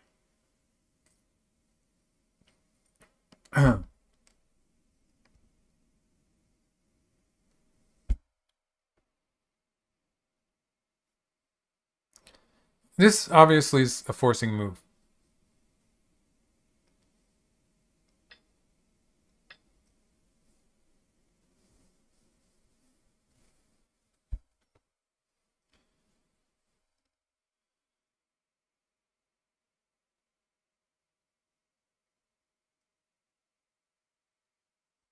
And I think it's implied that if white captures there, black's probably going to sacrifice 6 stones. So in this case. So that seems to be the plan. Black is getting the lower side is starting to become black territory.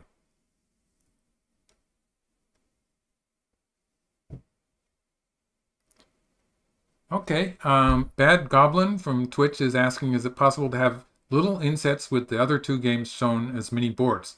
Now, technically, that was possible. In my case, I would have had to set it up ahead of time.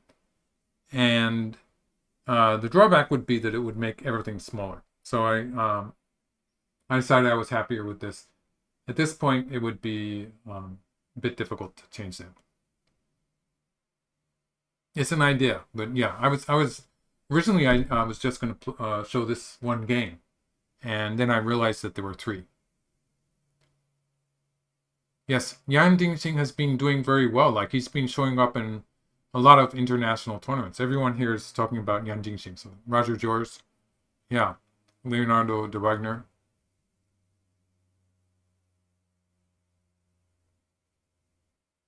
Oh yeah, if you just want to watch the games, they're all over the place.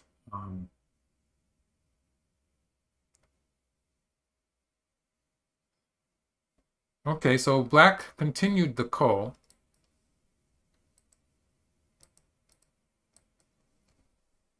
Now, is white going to continue the ko? Oh, white hasn't answered yet. Okay, I don't think playing away is ignoring this co-threat is an option. So let's take a look at that. So if white finishes the ko, the black group is, as far as eyes are concerned, is dead. But white doesn't have 2 eyes either, so this would just be, locally it's a dead shape.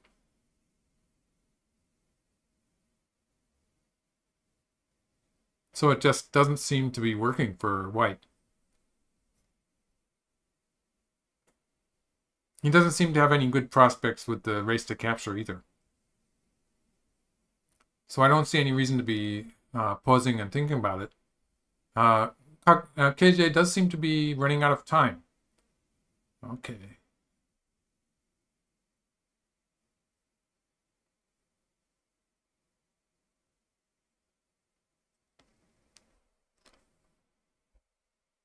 Wow. Let's take a quick look back at Yan Dingxing's game.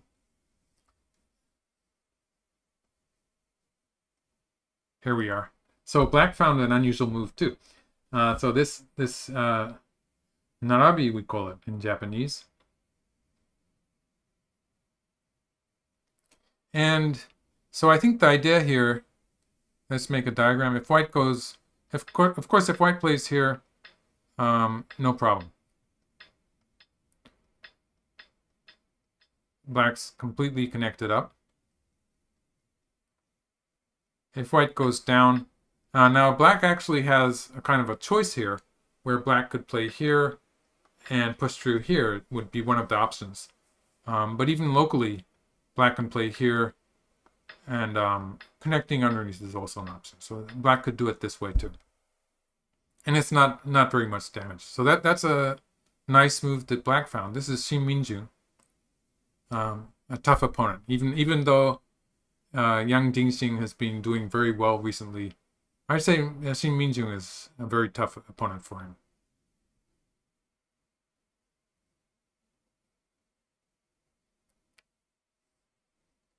Okay, back to, let's just take a quick look at the one other, wow. This looks like a, well, they're close to the end of the game. Oh, they finished the game. Okay, so this is Byung Sang-gil, the Korean player, against Mi Yu-ting. And it looks like Mi Yu-ting has killed a group there in the lower left and the lower right. So Mi Yu-ting has the white stones. Byung Sang-gil has the black stones. And I was looking at this.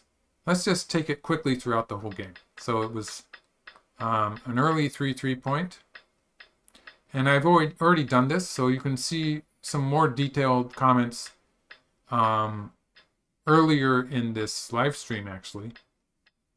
But this Joseki in the upper right is supposed to be okay for black. And the fighting switches to the lower side. This opening seemed okay for black, actually. Looked really strong in the center. Black was playing very calmly here, connecting the groups, making a strong position with about 20 points. And then he moves out in the center.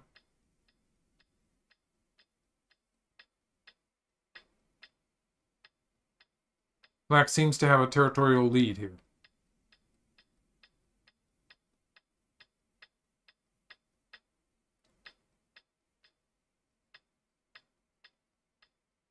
So I'm not really following the game after this, but this is where it gets really exciting.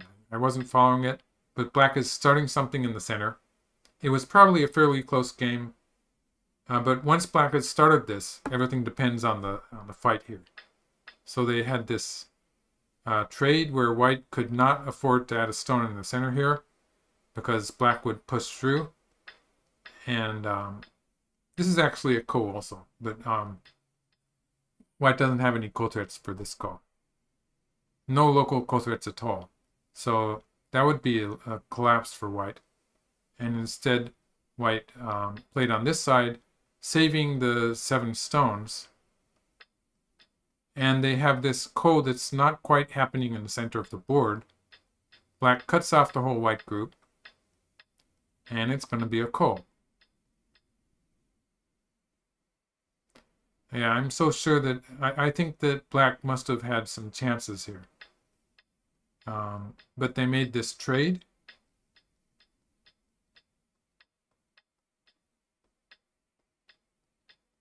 Yes. This looks like black's getting into trouble. And this in this shape, yeah. So this was really, it was a forcing move. Because white can cut here. And if black connects, this is pretty obviously bad. However, white continues, but for instance, this would be a ko. A ko is probably good enough.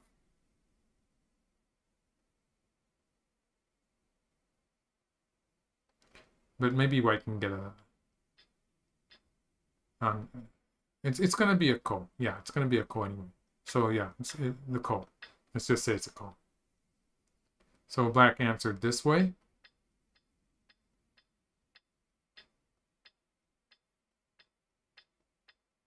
And it's starting to look pretty desperate for black. So white lived in the corner. Already it must be bad as far as territory is concerned. Black's losing territory here. So it's a final race to capture. And white wins. So this was one of the quarterfinals. There's actually only 3 quarterfinal games being played today. And there's a Japanese player who's going to be playing tomorrow. So that's Ichiriki is going to be playing tomorrow. And he's going to be playing against Shin Jinso. So that's going to be an exciting game. I'm actually doing. I should give you the link for AGA's Twitch channel also, because I'm going to be doing in the morning. I'm going to be um, doing a live stream for AGA, and that's going to be on Twitch.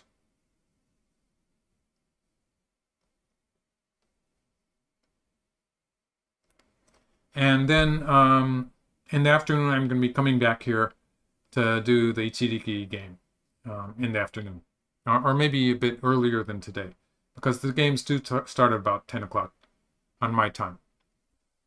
So maybe a bit earlier than I started this live stream. But it's going to be a long game, so I'll probably take a rest in the middle. So that was the end of that game. Let's get back to KJ's game. Okay. They finally finished the ko. So let's take it out. Let's see. White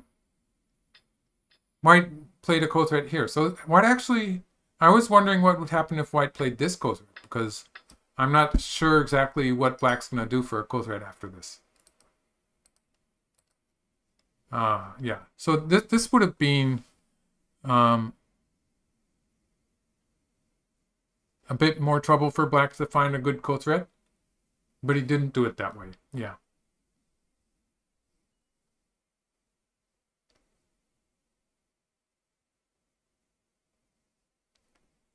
Okay, so in the game, White simply played a ko threat on the lower side.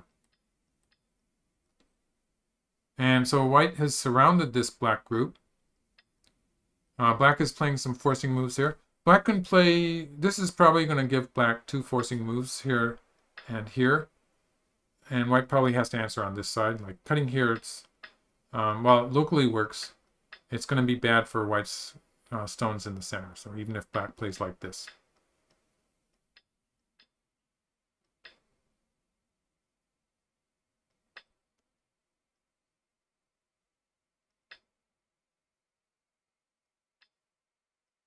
Yeah, I think that was probably valid. It was a bit tricky.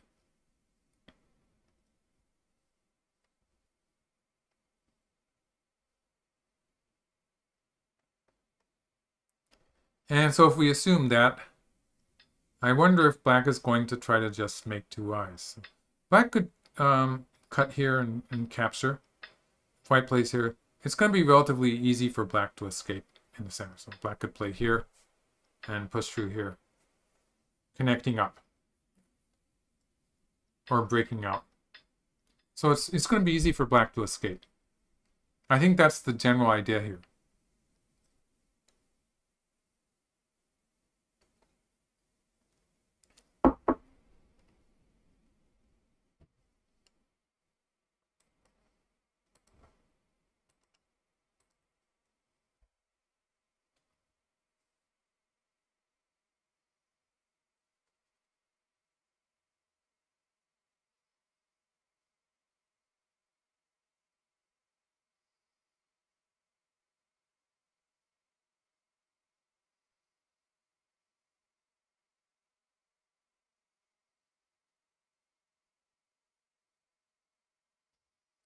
Right, so that's going to be an exciting game tomorrow.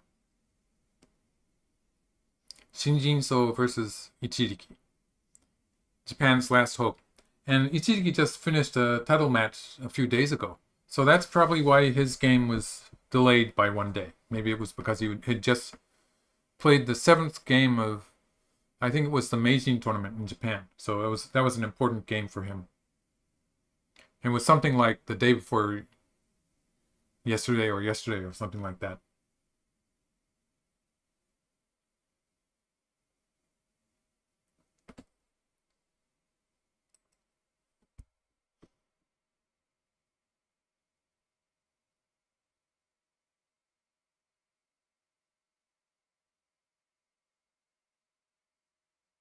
Okay.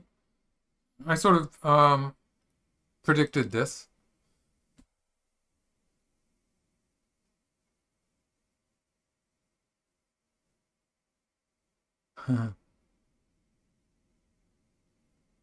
All right, white answered.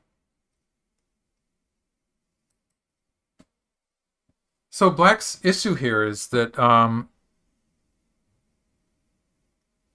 is the cutting point here. So basically, the fact that white's always threatening to cut here is what makes life difficult for black. And so that's why I'm suggesting that that black will be going after this stone, because that in this case it makes two eyes, and in the process of this exchange, it's going to give some extra. Um, it'll get rid of that move at J14. So that's the idea with black cutting on the third line.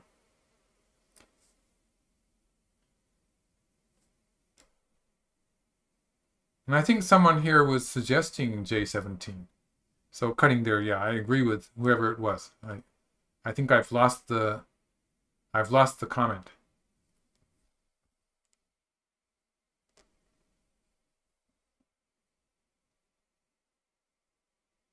Yes, Oracular. Shin Jinso's game was delayed a day. I think it was because he had to play Ichiriki, and Ichiriki had a schedule quite recently. He probably had to come back to Tokyo for this game. But Shin Minjun was playing. He's playing today. He's still playing. Let's take a peek at that game. Here's Shin Minjun. Oh, they're still stopped at this point. And Yang Jingxing with white has 50 minutes left, and Shin Minjun has only 17, 17 or 18, according to the server count. And the clocks on this server are not always 100% correct, but they're probably pretty close. So Shin Minjun is potentially in trouble with time. But I think he's used to that. I think he's going to be okay with that. The other Shin, yes. So this is Shin Minjun, and Shin Jinso will be playing tomorrow at about the same time. I'll be around the same time. I'll post it on my on the community tab of my YouTube, and let's see if I can find a link for my Twitter too.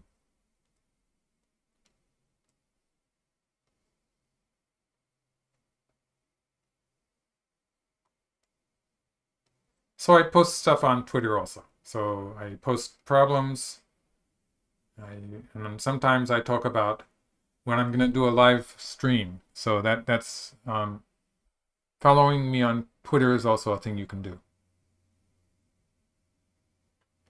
Okay, well this exchange on the lower side, it sort of makes sense because black's all connected. So the stuff that black is doing, it's working. It's functioning, and white's going to be ending up. White's going to have to connect all those stones to the center, and I think this is going according to plan for black. So it's I'm not sure exactly what's going to happen in the lower left corner, but the lower left corner looks like there's some aji there that black could use.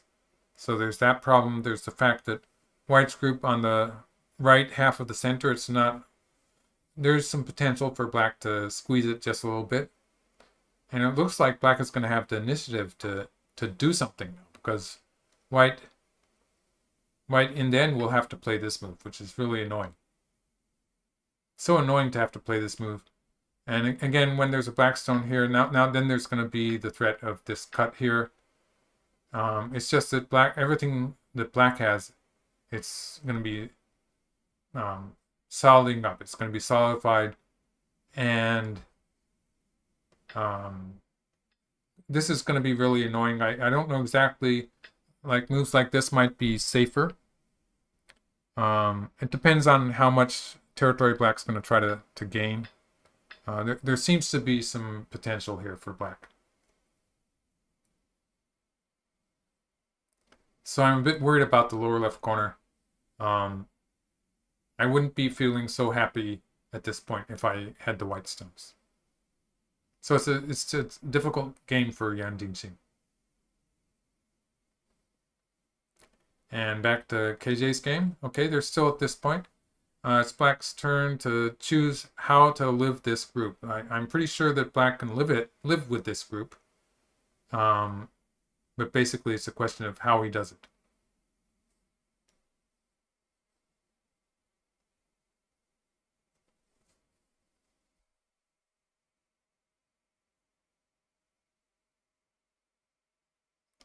Okay, we have a Korean friend saying hello. Sorry, I can't read his name. The modern Japanese people like Go too. Not as much as the Koreans do. I think Go is still very popular in Korea. Probably, yeah. And not as popular with the young people in Japan as I would like it to be.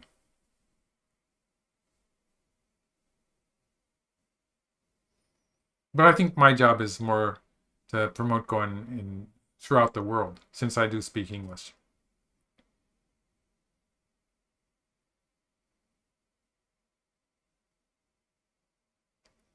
Okay, so that's settled Black's group on the lower side.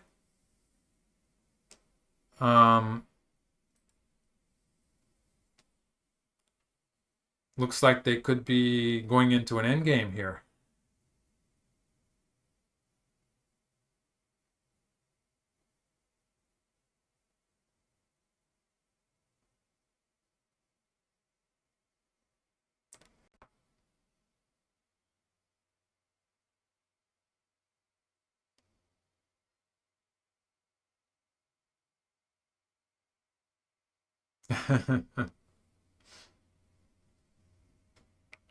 Oh, okay, yeah. So White just left it. So White's leaving the option of playing an Atari at J14 instead of an Atari on the second line.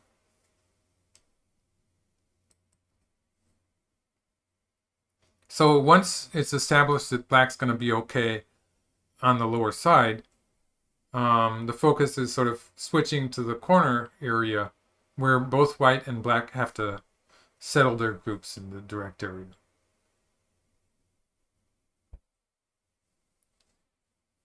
So it's going to be the idea with the peep here is that if Black answers something like this, White's going to play here. So just the flow of the stones is working fairly well for White. White probably follow up with something like this. White's plan here is to settle the group on the lower side and try to put some pressure on Black in the corner. So that's basically what White's game plan here.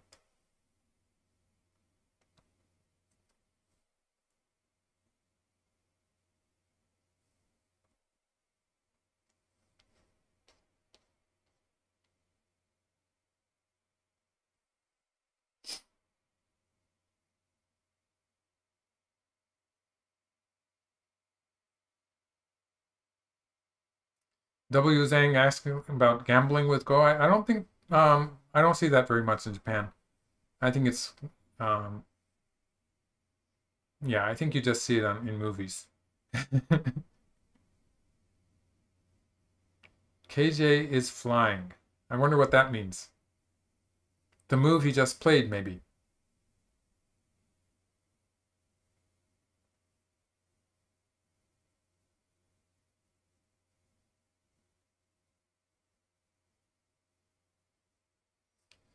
Okay. Our Korean friend is asking again about whether I played in Ing or Samsung Cups. Yes. Um, I played in Ing a couple of times. Um, I remember, I think the first time I played in the Ing Cup, I was up against Ni Wei Ping. So he was still um, somewhere around the top player in the world. And I remember I played a game against him. It was a game that I remember.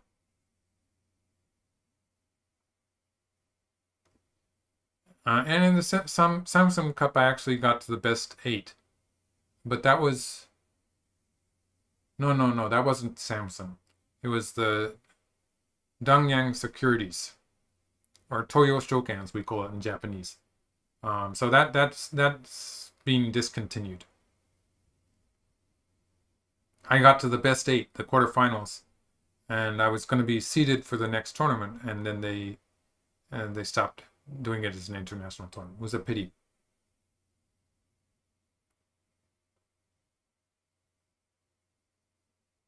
Yes, Roger George said it. Liu Weiping was a big hero in China. He was the person who defeated Japan at a time when Japan was still considered to be stronger than China.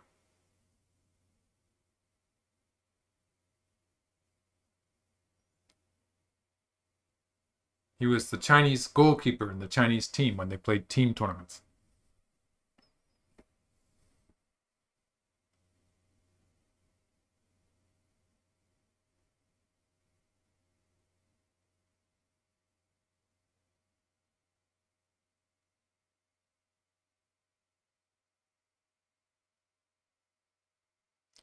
Okay, that's a solid way to connect. Somehow I didn't think of that move.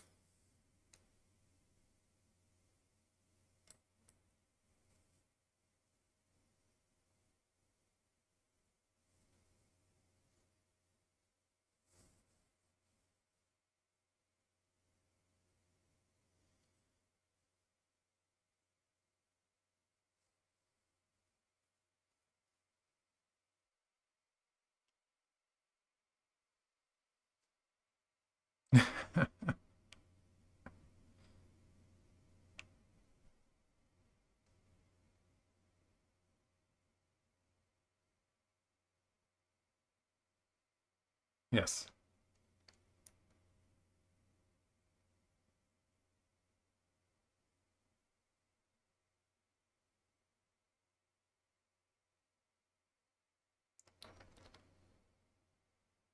So at this point, um, in a way, it's simple because all we have to think about is the local position here. Like the rest of the board is pretty much finished. So the lower right area, the bottom right, is where they're going to be playing all their consecutive moves from here on for a while.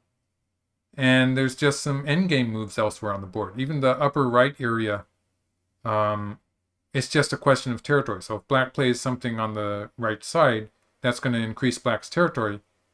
But for the time being, this fight that they're having on the lower part of the board, and especially it's going to continue between white's group on the bottom side and black's group in the corner and white's group on the right. This local stuff is probably more important than any potential black territory on the right side. So they're going to keep on fighting here, and then after that the right side, and probably white's scattered stones in the center, saving them is probably the third priority. So it comes after the right side probably.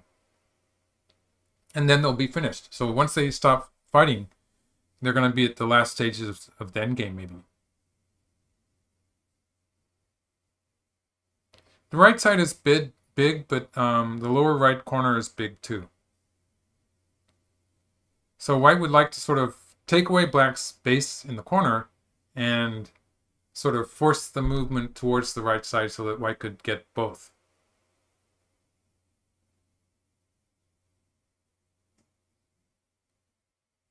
Wow, did Kato Maso already kill one of my dragons? I believe that to be true. Kato Maso passed away several years ago, but I played him once in the tournaments, and I do believe he killed a group of mine. But I don't, I'd have to look it up. It was a long time ago. I think the fact that he killed my group was probably irrelevant and that I was losing anyway, probably. But he was called the killer. He was a very good at killing groups. Black's group on the lower side, Rene Villarreal is asking about is there any way for the black group in the lower side to get into trouble? In order to put any pressure on it, white would have to play the Atari underneath. So if we make a diagram like that, locally, this does take away black's eye space. So if we ignore the fact that black's actually going to be escaping out towards the center, black does not have two eyes. So even if black plays something like this, If we look at it just locally, it's not alive. But this is, um, I sort of doubt that it will be very effective because white's weak in the center also. So in this case, um,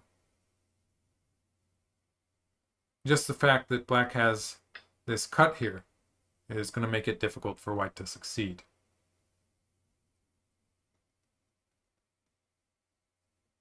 But it's not completely out of the question. So it's something that they can remember.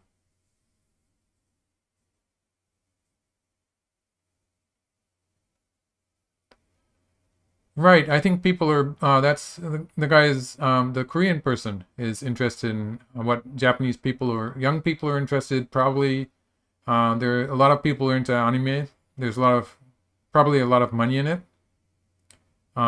Yes, the anime companies are doing very well, I believe. So it's a good job, and it's young people do like it, and video games. So those are both, like as far as business is concerned, they're probably really good.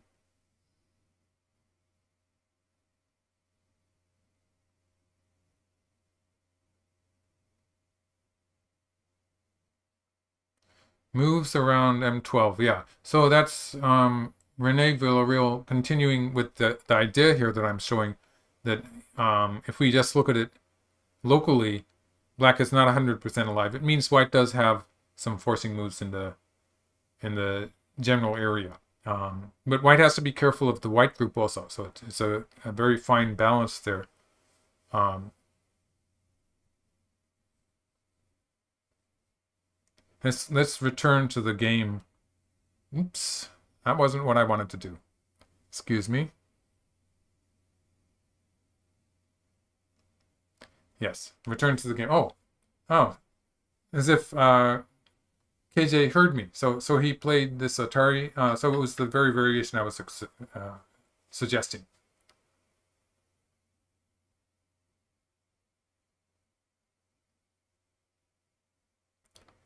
Okay, Defender John is asking about the remaining time for the players.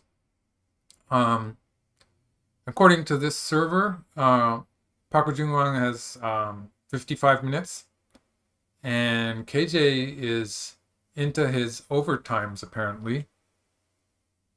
But they don't have the overtimes listed. Let's see if it says in a different server.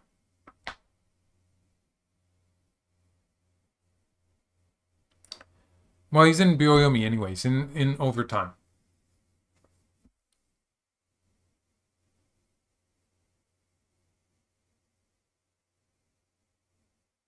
Yeah, yeah.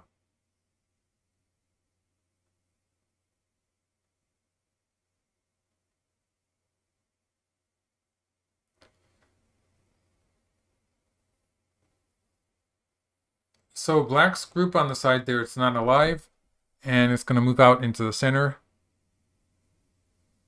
Is that Ikichi is talking about? No, no, no, it's not. It's who is it? Oh, our Korean friend again. Really sorry I can't pronounce that name. Maybe I should try to research it.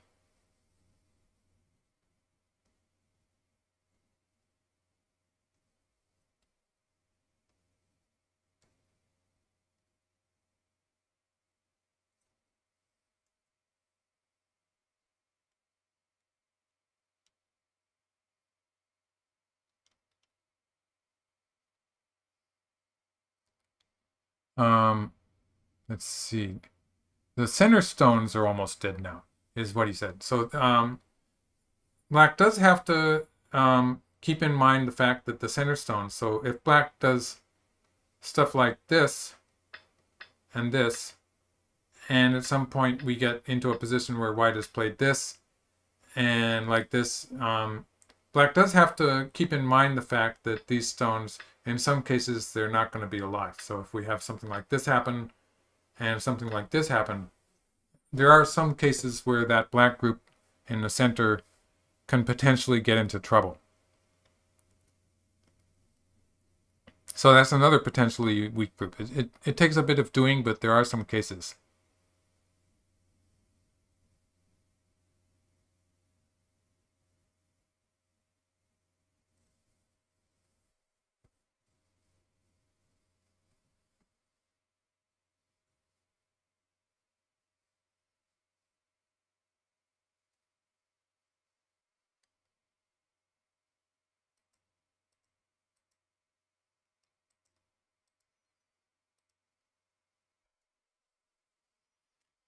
So since black is not alive, black is going to be looking at a way to get out.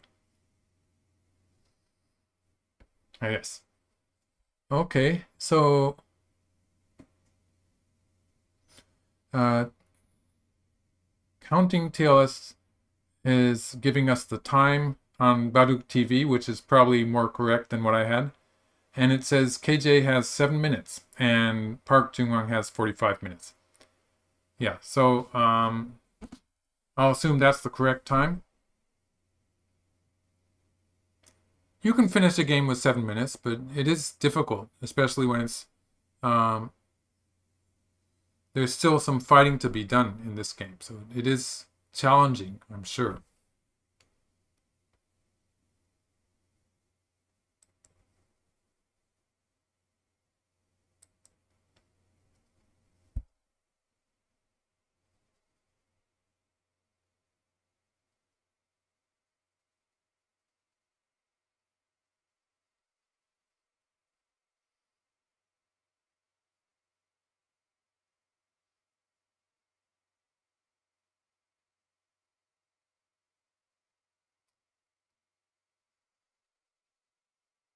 Hmm.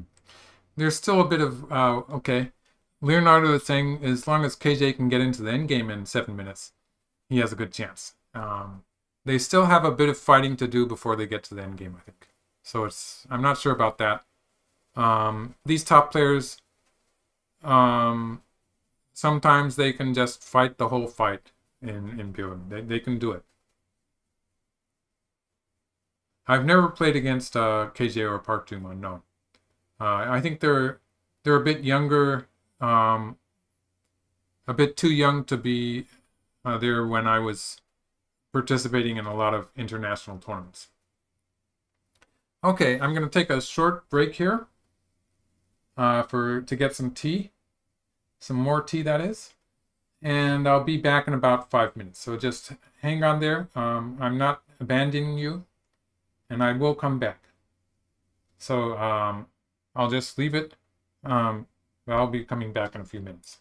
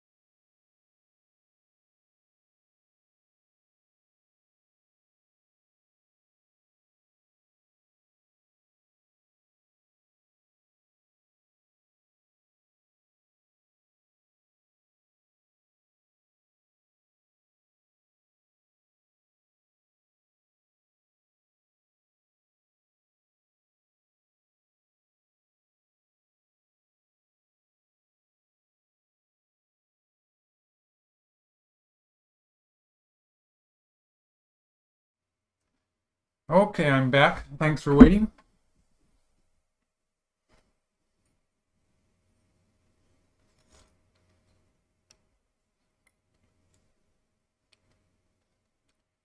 In the Big Xing versus Yang game, the time is reverse.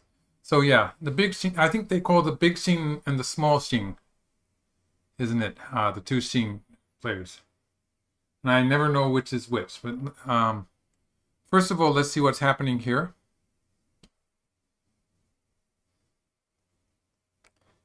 Okay, so black pushed through here. The idea is that if white pushes through, black's going to push through and cut here. So that was the plan. And it looks like white's going to be in trouble in the center of the board in this case. So if something like this happens, something like this probably is going to be bad for white. I'm not very sure about that, but it seems to be the idea.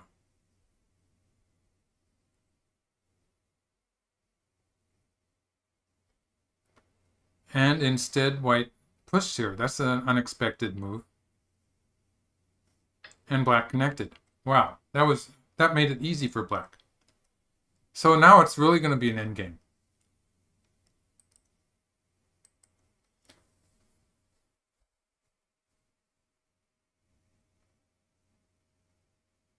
Okay, that's a good question.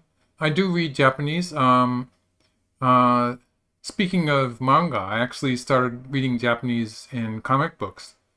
And it was easy because the language was relatively simple and there were a lot of phonetics. So phonetics are generally easier than characters in the beginning, at least. And then I just learned the characters. Like the Chinese have more. Japanese is relatively a small number of characters.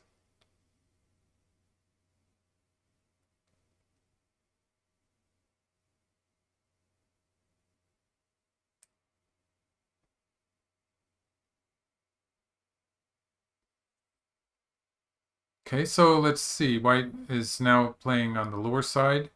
So white's alive on the side. Sort of took me surprised that white allowed black to connect up in the center like that. That other variation that I was looking at um, was actually looking a bit worrying for black. So maybe I should take another look at that.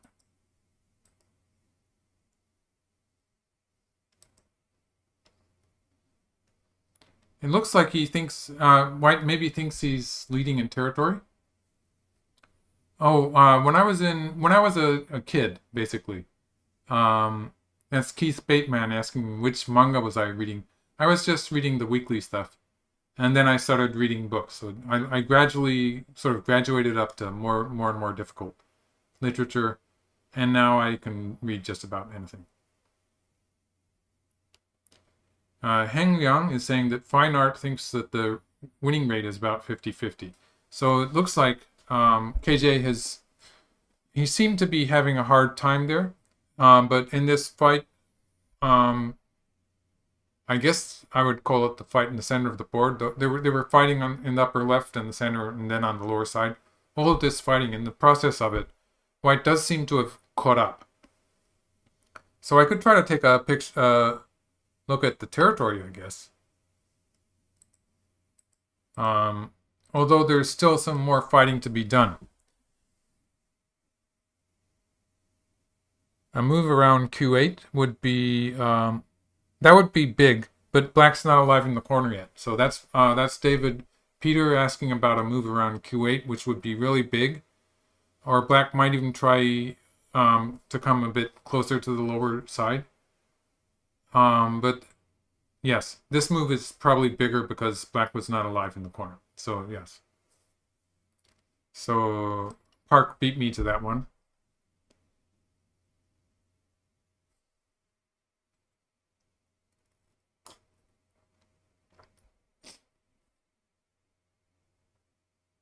So black has to live in the corner, and it looks like white's gonna have an opportunity to move. Um, to move towards the right side. So white's going to play some kind of an extension.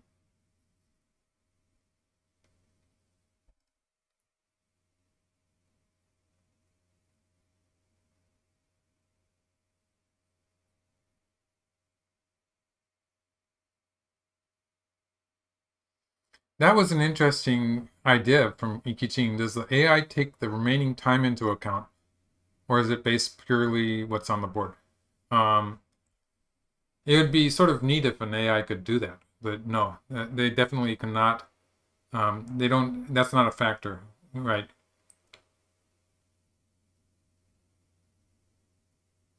Okay, it looks like KJ is feeling a bit more comfortable with the game now. He's played a tight extension, which is basically making it stopping black from capturing the two stones. So the issue here was that if white had played a wider extension, black would have this cut here to capture the two stones.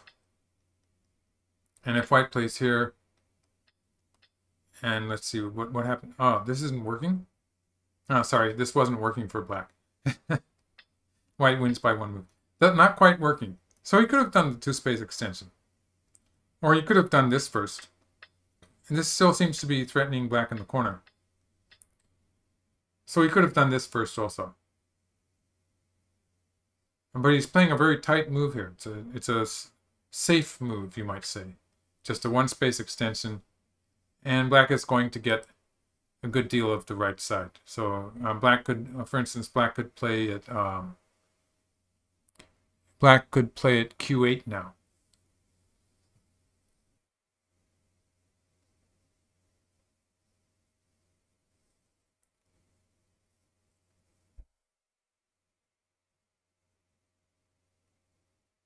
Right, yes.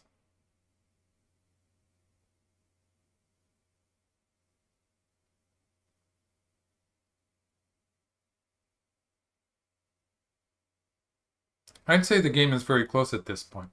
Didn't someone say that it was getting close to 50-50? I think that seems to make sense.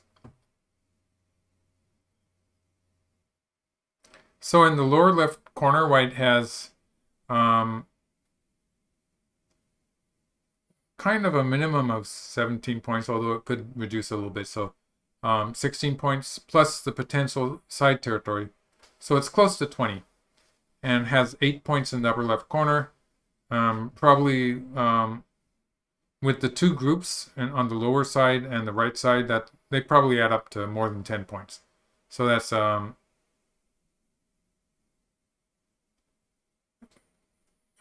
minimum of about 40 points for white. Black has 15 points in the upper right corner plus that 3 stones, so it's 25 points now. Probably about 5 points in the lower right corner, that's 30. Yeah, so black's somewhere around 40, and we'll have to gain some points in the center maybe.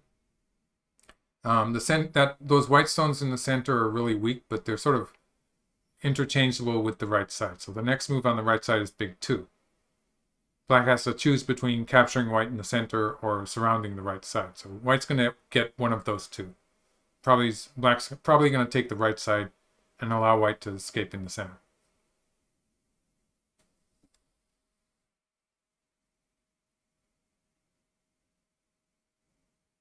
Mm-hmm.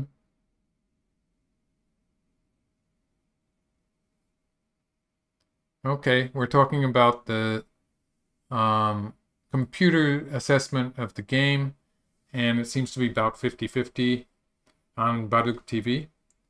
And 4/10 of a point for black. Yeah, so that's basically it's no difference. That's just an average of the various results it's getting. So some of the time white's winning by a point. Or half a point, that is.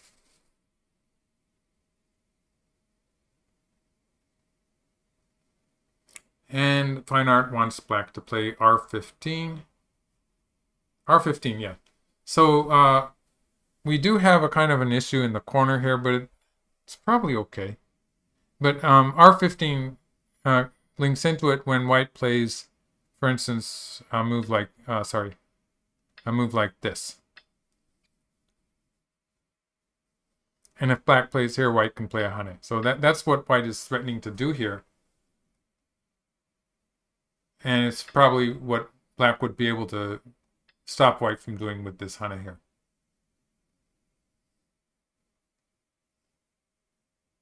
R15. Mm-hmm. R16. Yeah. Yeah, R16 would be a safer move. That would get rid of this weakness.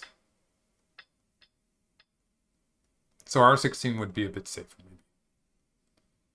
And then black would be making miai of the center and the right side.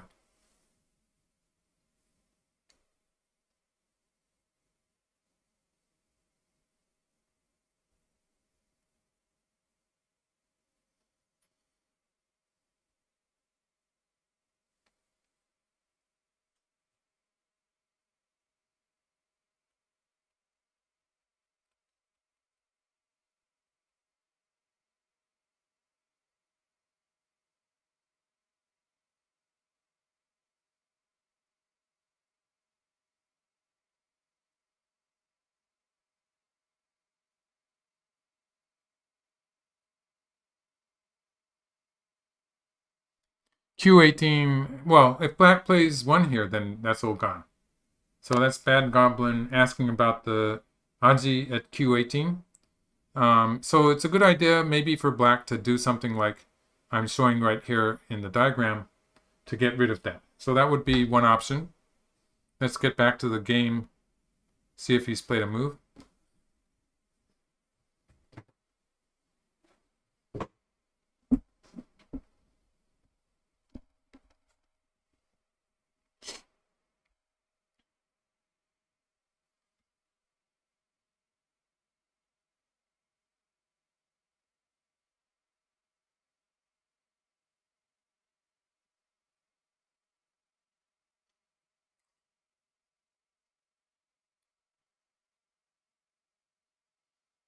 Right.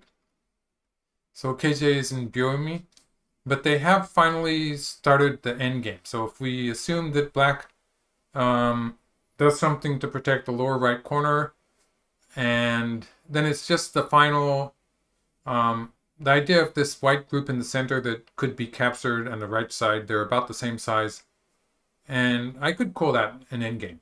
It's sort of like an endgame situation. And once they've finished, okay, we got the suggested move here. So this is settled black's lower right corner, and white plays the right side. And if black wants to, black can capture white in the center. But how big scale?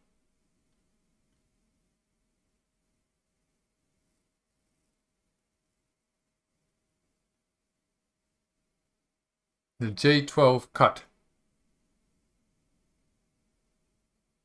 Yeah. Well, I'm not so sure about it. Let's take a look at it then. So that's Ofer Zivoni reminding me that I was going to talk about white pushing through here. And I was having trouble finding a good variation, actually. So in this case, I'm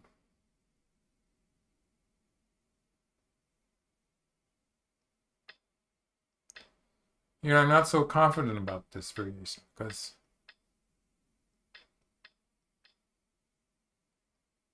it does have a forcing move here.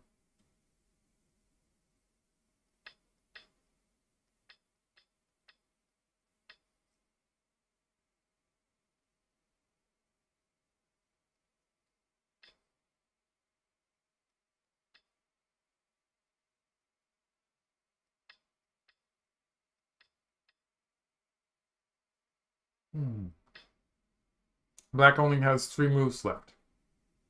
So this looks like white's going to win by 1 move. 1 move difference.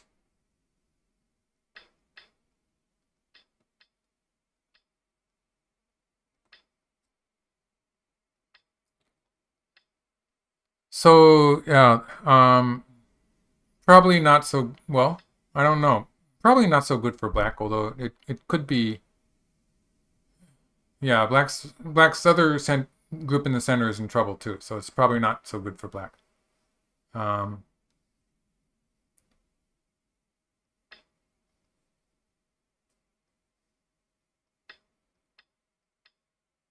so yeah, I was actually having trouble finding a good variation for black after this. Although white could also connect here. Connect here. That would also be, this would also be an option because it would be setting up this move later to save the center group. And white could still be doing stuff like this and this to live on the side. But so I was having trouble reading that out.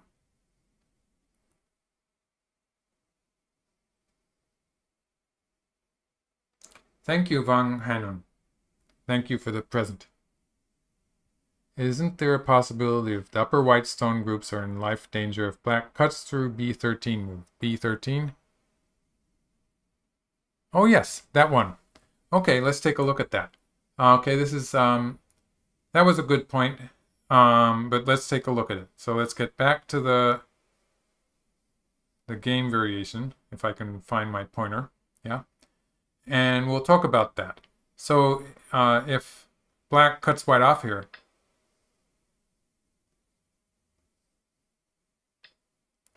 actually this white group can cut here, and it has one eye locally here. So all white has to do is make one more eye here. It looks like it's going to be, this is a double co-like shape.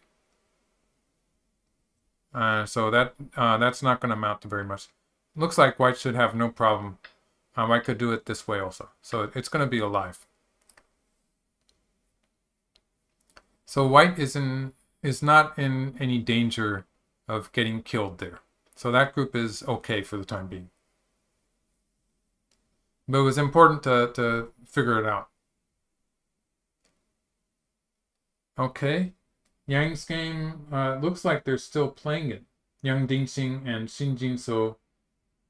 But it looks good for Xin Jinso.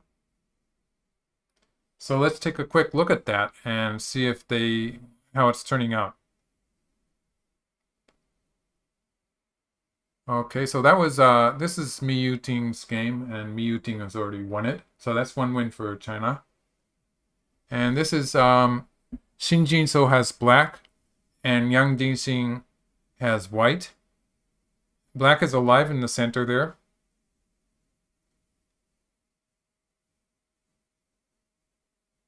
So black has more than 60 points. Let's just look at the moves for a bit to see how black handled that lower right, lower left corner. Looks like black just took some profit. So it was at this point where I was already saying it looks good for black. And black has allowed white to connect up in the center and plays this final big endgame move.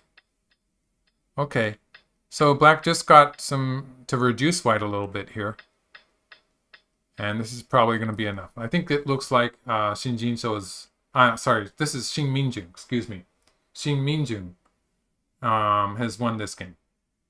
They're still playing, but it looks like he's going to win. So I'll take a look at the territory once more. That's more than 10 points in the upper left. That's something like 14 points.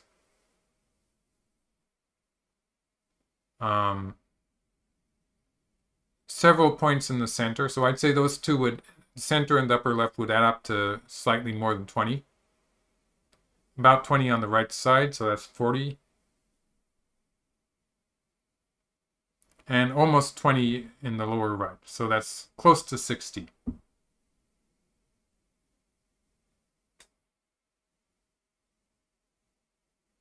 Yes. Yeah, so it looks like black's going to win this game. They might continue the endgame a bit, but it looks like black has enough to win. Go Baduk, thank you very much. I will keep it up. So that was Shin Minjun, and it looks like Shin Minjun is going to win this. So he's in the semifinals if he wins this game. And Miyu Ting has already won his game. And so this is the one more Chinese player, KJ, against Park Junghwan.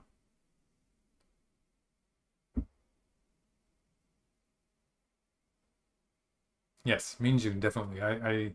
Yeah. I confused these two. They're both strong players. Both so strong players with similar names.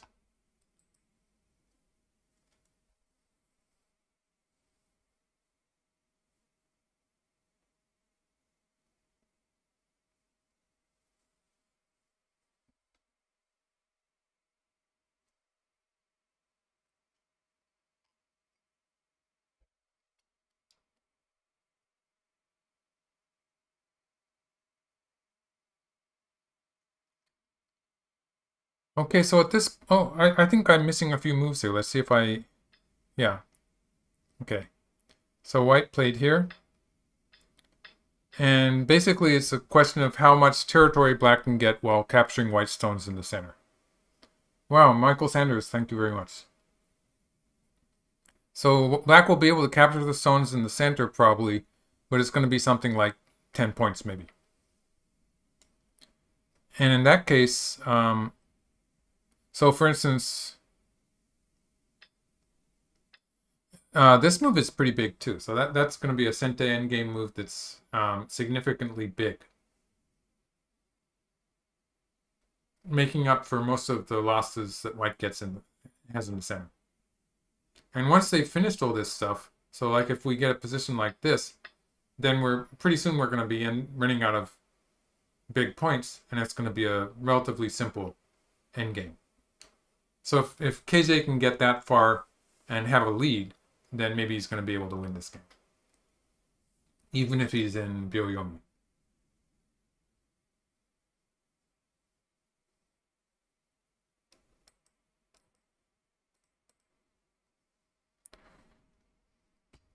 It's a very close game, it seems. Okay, back to the game. So black covered here.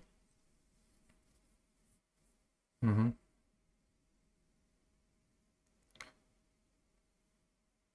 So the center looks like it's going to be a black territory. Is R5 better than the monkey jump?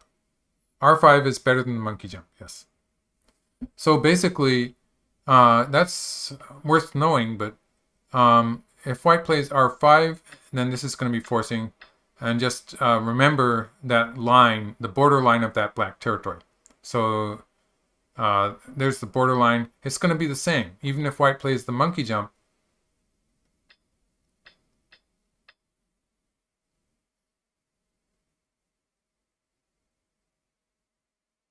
maybe black has to do it this way. So it's going to be like this. The same border line for black. It's just that white's clumped down to the first line, doesn't have any territory there. Eventually, black might even be able to squeeze a little bit here with forcing moves from the outside.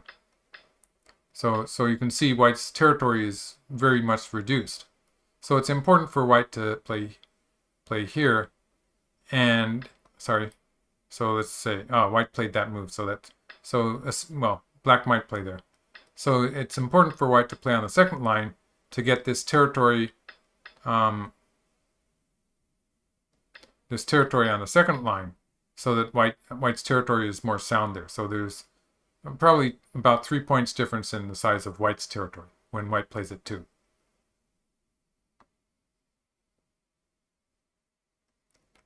Okay, so black has continued with center and played a Hane here. And it looks like black is thinking of pushing through and cutting on the second line. So, for one thing, there's also the fact that black can probably cut off a sizable piece of white's stones in the center. But also black is looking at this potential, which would be trouble for white. So if white plays something like this, black already has 4 liberties and can win the race to capture. And obviously this doesn't work. And this is dangerous too, because of this in the center. So this kind of thing. So white has to be careful of that, and of course would sacrifice 2 stones.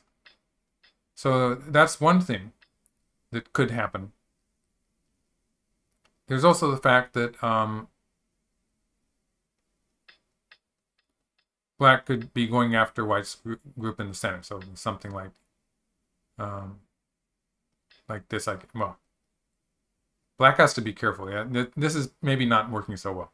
So like if white completely plays away, then in some cases black would be going after the center with something like this.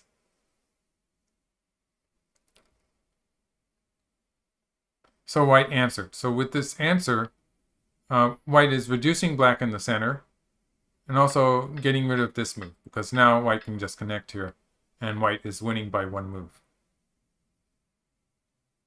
And if black is going to play something in the center, for instance, white is reducing black's center territory by setting this move up.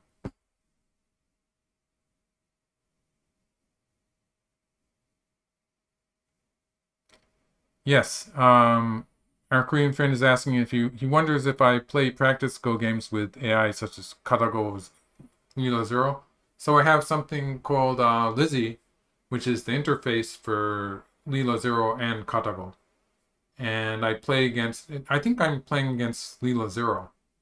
And then I research the game with Katago and figure out where I messed up. And then I use it as a way to study the opening sometimes, because I mess up pretty quickly, and I'm losing, so I resign and I figure out what mistake I made, and I play the same opening from. I try to play the same opening, but the computer doesn't always play the same moves, so it changes around a bit. So I play a lot of practice games. Okay, so this is probably not realistic. Let's see where black played. Okay, black's peeped here. This is worth playing. And white is probably just gonna connect on the right. Unless white pulls out the one stone. The value of playing this peep at this point in the game is that if white pulls out with the one stone here, black can have this forcing move here, or even just 4. So black can have this forcing move here and cut here. So this would be bad for white. And otherwise, like if black had played this first and being played some stuff like this, for instance,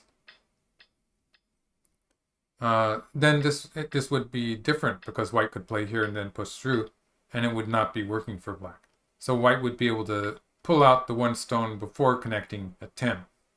So it's important that black is playing the peep first when white did not have that option, just because of the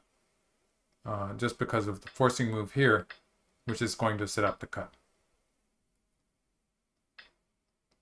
So yeah, at some point black can push through and capture that one white stone, which is going to be worth it when black plays it, that is. Maybe not yet.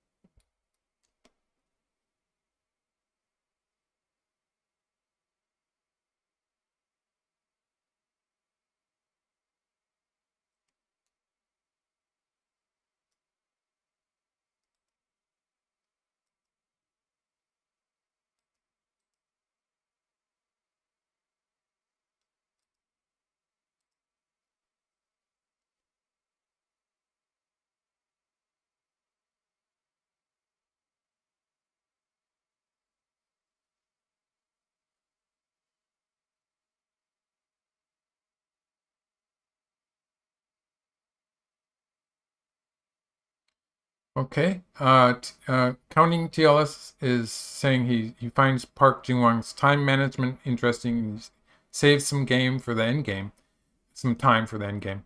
All of these top players are sort of like that. Only, this was a good move that I'd sort of overlooked. So it looks like white has connected that one stone up with this, and is reducing black's territory in the center.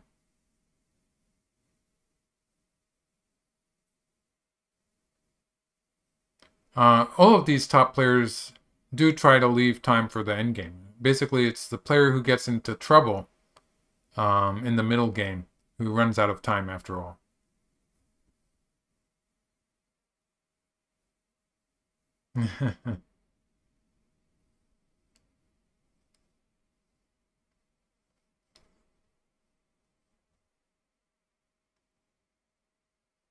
Okay, so white has saved some stones there in the center.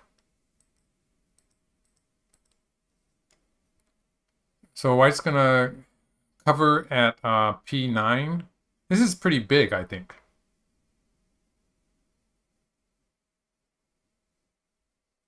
Oh yeah, that's right. Counting TLS is talking about Ichiriki. He had a lot of time issues with the ink cup because in the ink cups they don't have the overall. They don't have the overtime. You have to actually buy time um, with points, and so he was paying points to get the time.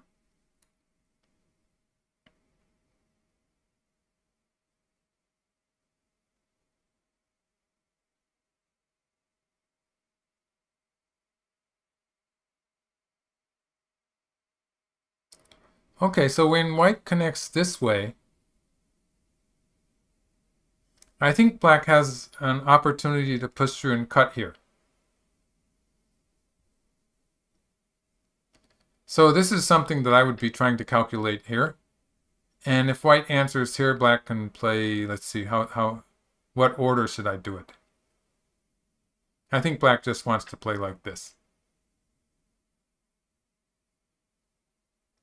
This would capture 2 stones. And this would capture white in the center. So if black pushes through and cuts now, maybe white has to answer like this.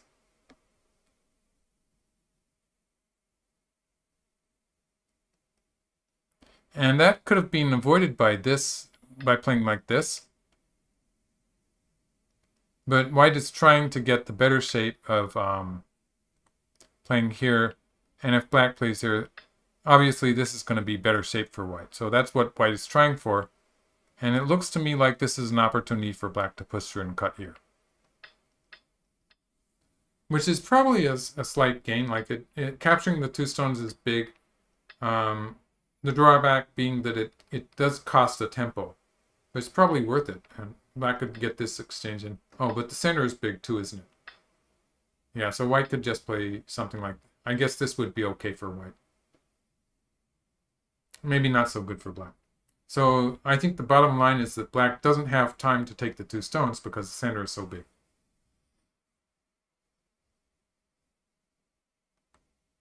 So black didn't do that. Black cut in the center.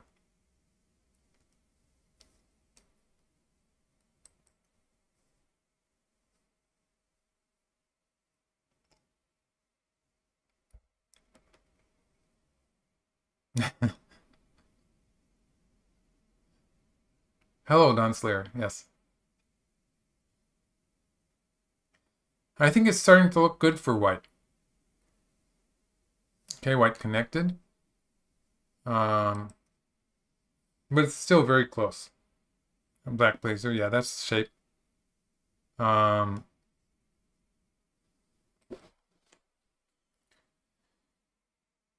we're in the final stages of the end game. There's still some big moves. Well, for the time being, there's still a couple of big moves in the center of the board.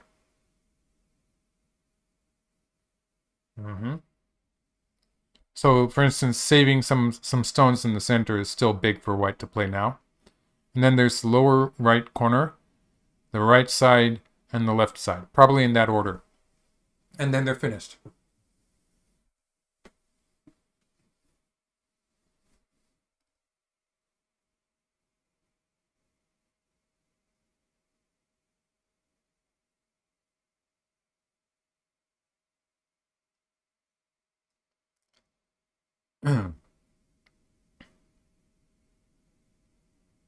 So I think what white is thinking about here is probably just the mechanics of how to connect up in the center. White probably has to play a stone to connect those white stones in the center.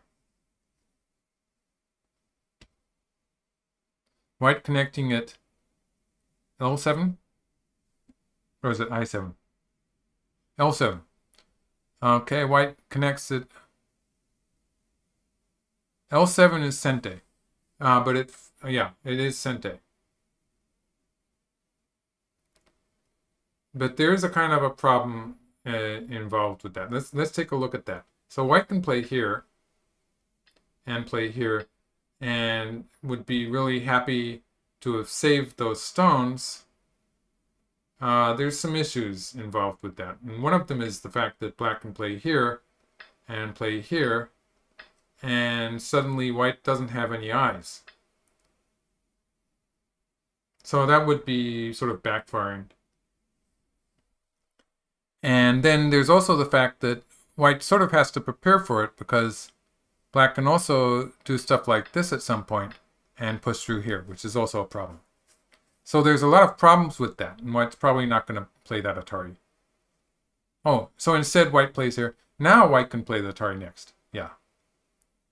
So that was important. As far as territory is concerned, I think there were bigger places, but this is basically in place of saving the stones in the center. So if black plays something like this, black can probably capture some stones in the center there. With oh, that's not good. Maybe here. But now white can play here and save these stones. So he's making Miai of those 2 points. He can probably sort of get one or the other of these things. So if black answers here, then white can save this side. Or if black answers here, white can save this side. So white's getting something back in the center here. I'm losing my voice. Yeah. So if black plays on this side, white can probably just play something like this for the time being. Or white could push. Maybe white wants to push. And this would also set up this kind of thing. This would be bad for black. So black can't allow that. Would probably answer directly, and white would be able to save some of the stones. So by playing that cut at K, is that K2, white is stopping black from making a big territory in the center.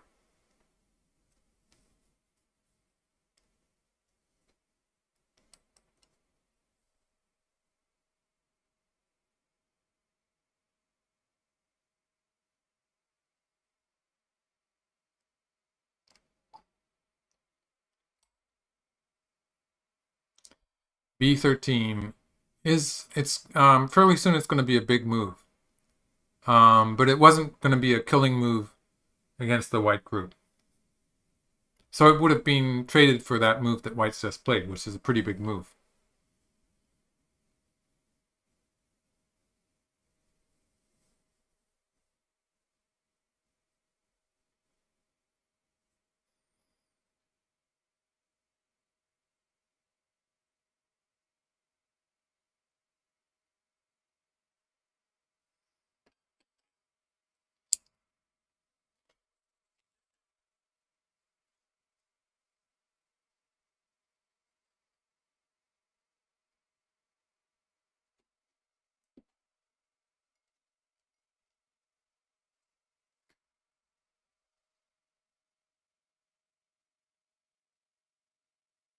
Q18 is pretty big.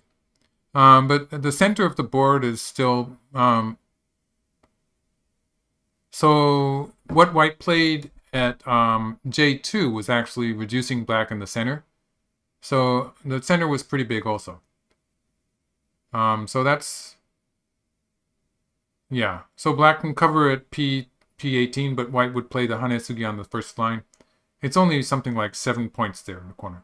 So it's not quite 10 points.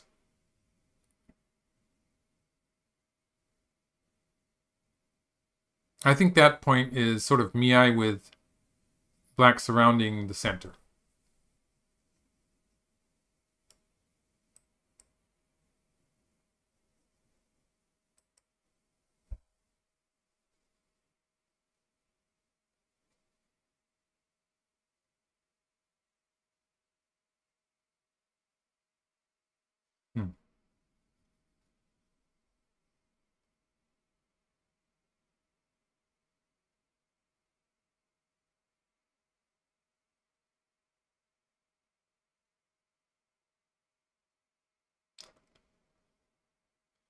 Clayton asks, when is the next Redmond Cup? The Redmond Cup is an American tournament for children, for young people.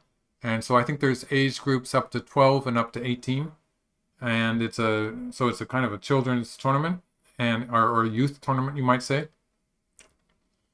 Um, and I think it's well, it used to be controlled by the Redmond family, by my mother mostly. But now it's controlled by the AJ. So you have to ask the AG and see what their schedule is. And usually, like when we had real congresses, Go congresses at the AGA, they would have the final game played at the Go Congress. So that would be in the middle of the summer.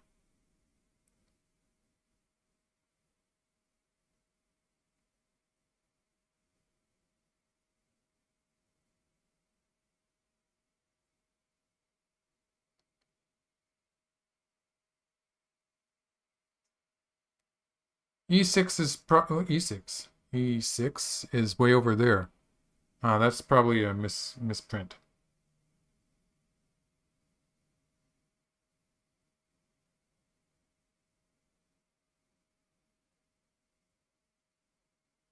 Okay, someone's saying Park knows that he's not in a good mood, so he seems to play more radical and fast moves as black. And I think the meaning of that is that when he feels that he is falling behind, he tries to play relatively confusing moves. So that's what's being said here.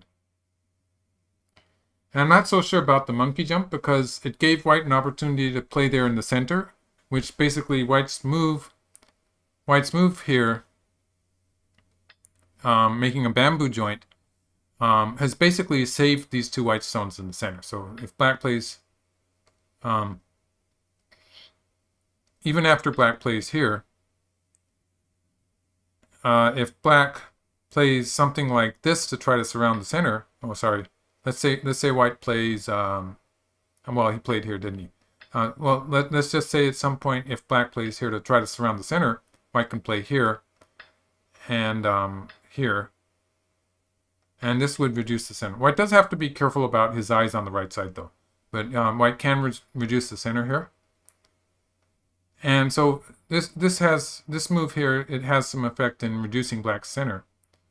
And if white always has the cut here, so these stones were perfectly safe. And so it's a kind of a double purpose move that white has just played here. When black takes those, white cannot capture the two black stones now. So white has lost this move. White still does have room for eyes. So it's a big move, but I'm not sure whether it's as big as a move in the center or in the lower right corner. I wasn't sure about that. So white has now, okay, black extended. So yeah, so black is connected in the center. So that group is okay. If white plays here, black can play here. And so this is going to be connected. It looks safe enough.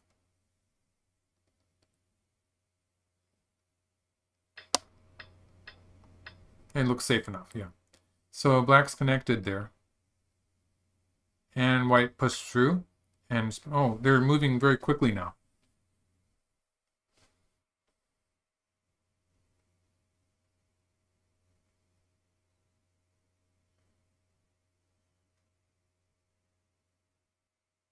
And it's close. It's close, but I think it's starting to look good for white.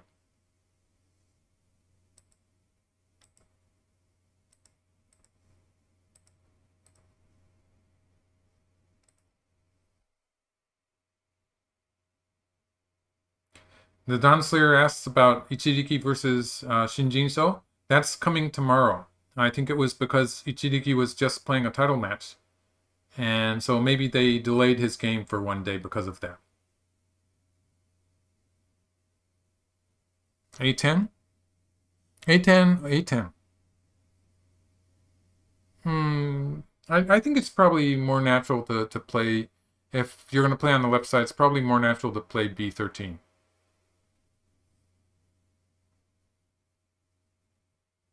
at this point in the game,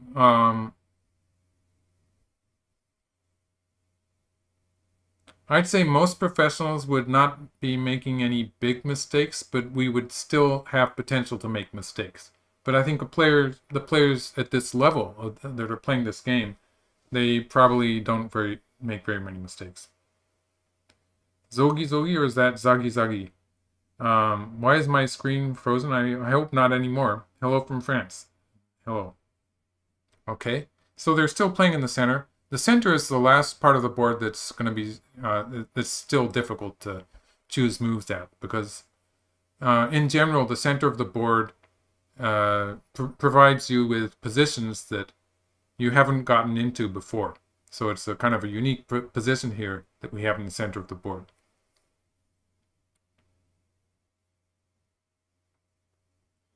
Um, just because of the fact that we're still talking with the Dawn Slayer about um, delaying matches and the schedule and stuff.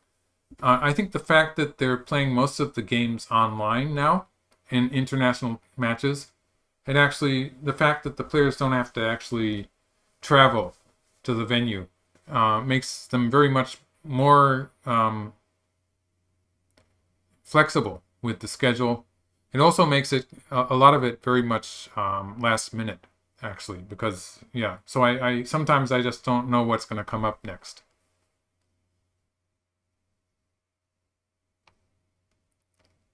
All right, so yes. So after they finish this center area, it's just going to be the left side and the lower right corner and the right side, probably in that order.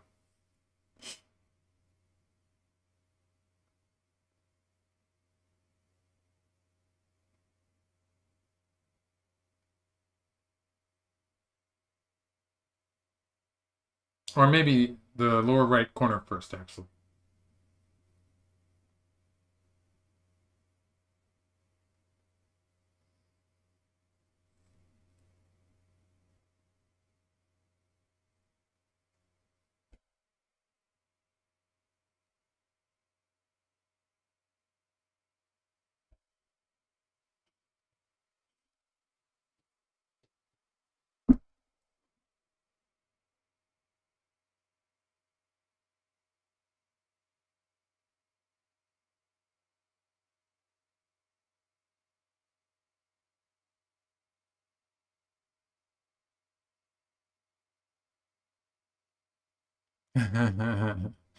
Yes, yes. Playing face to face is you do see your opponent's expression. It makes it more fun, I think. And I think people do read their opponent's expressions to a certain degree.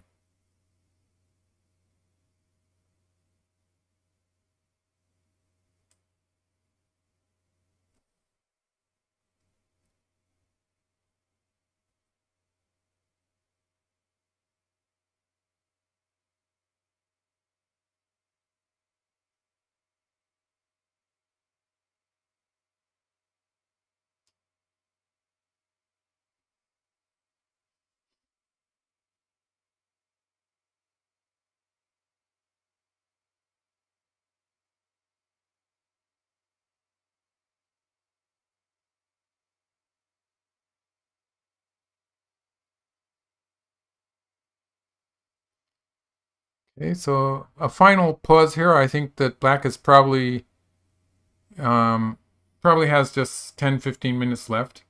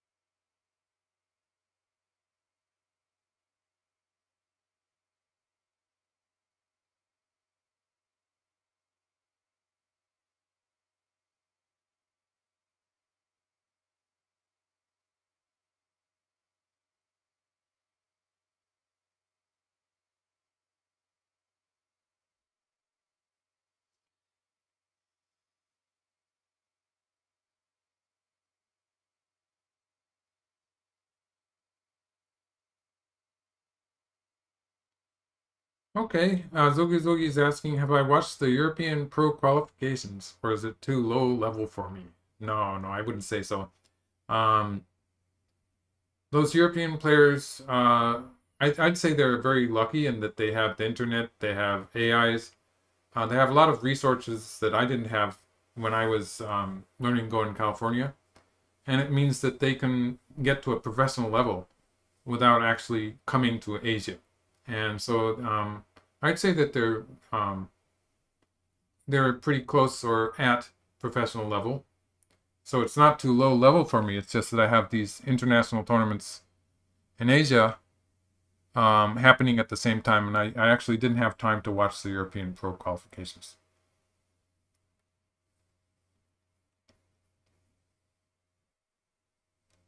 Okay, so black has challenged white to a ko here. Let's see if I can follow the moves a little bit. So instead of connecting, which is connecting here was probably the expected move, and white would have answered like this. And let's see, the right side, something like this, maybe. Yeah, something like that. Um,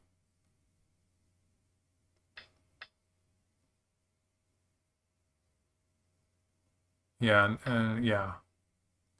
And this would be pretty annoying, I suppose. A potential ko in the corner, but it looks like a slight advantage for white.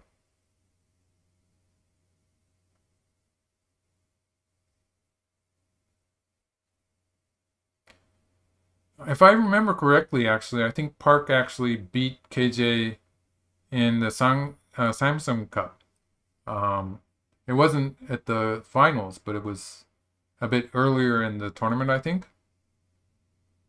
But I could have mistaked it for someone else.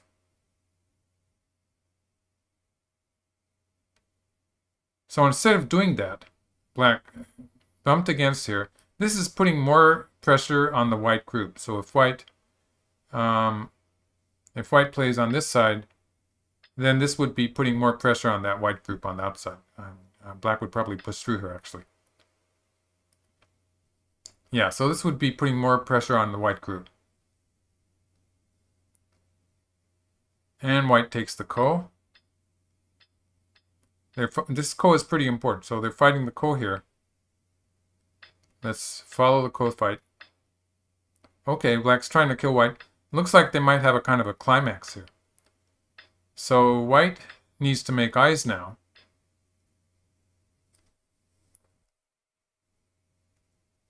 White does not have eyes. And black does not have eyes. So it could be a final climax with a ko.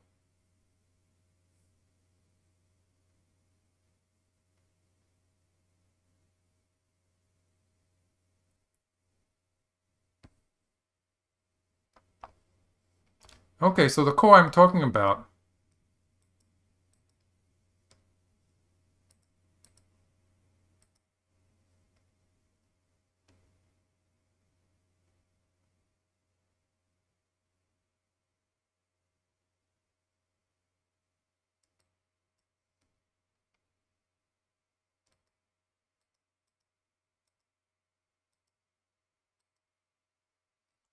is black can push through here.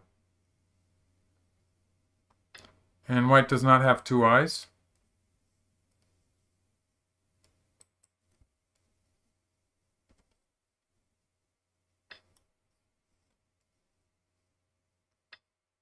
So white doesn't have two eyes there. Yeah, but actually black's shape in the corner is weak, isn't it? So white can play, for instance, white can play here, and then here, and cut here. So this is going to be bad news for black.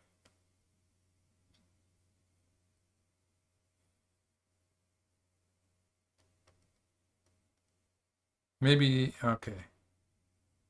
Yeah, that works. So white could even play the whole thing here, and then here and here.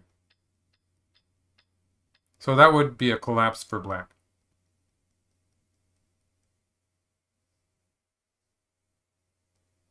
So black, oh, okay, so he did that immediately.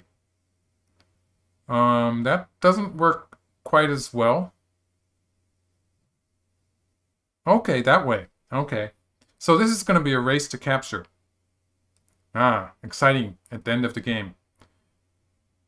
So white didn't do it the safe way, but instead he's doing it the fun way.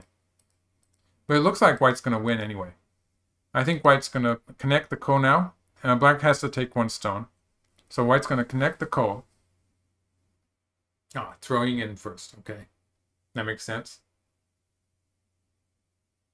And it's probably going to be something like a seki at the best for black. So now we can just watch them finish the game. And it's just going to be filling each other's liberties from here on.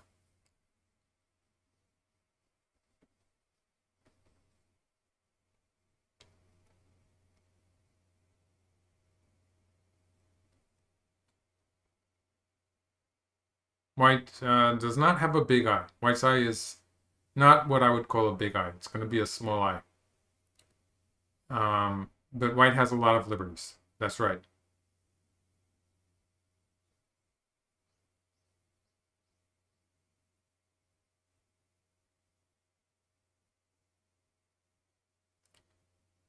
I have the feeling that we're coming close to the end. So just in case, I wonder if people will be upset if I put the result up. Just in case. I probably shouldn't do that yet. I'm just getting the position right here. We'll wait for the game to actually finish. Looks like white's going to win this one.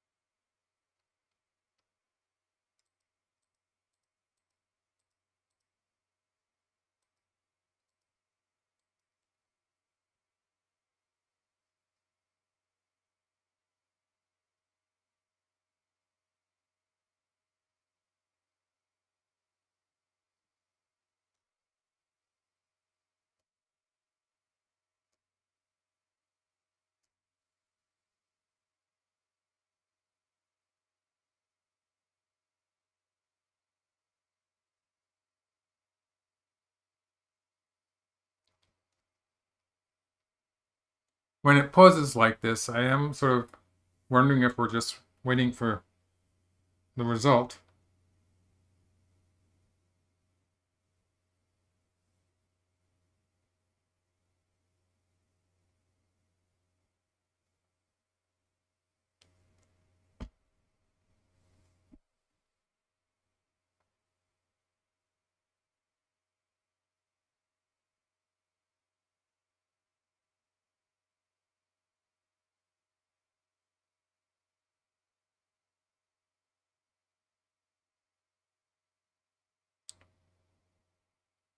Park resigned. I wouldn't be surprised. People watching Baduk TV, for instance, are probably getting the result earlier than me. So you can, oh, okay, I'm going to believe you. And I'm going to put up the result. Okay. So where did this go wrong?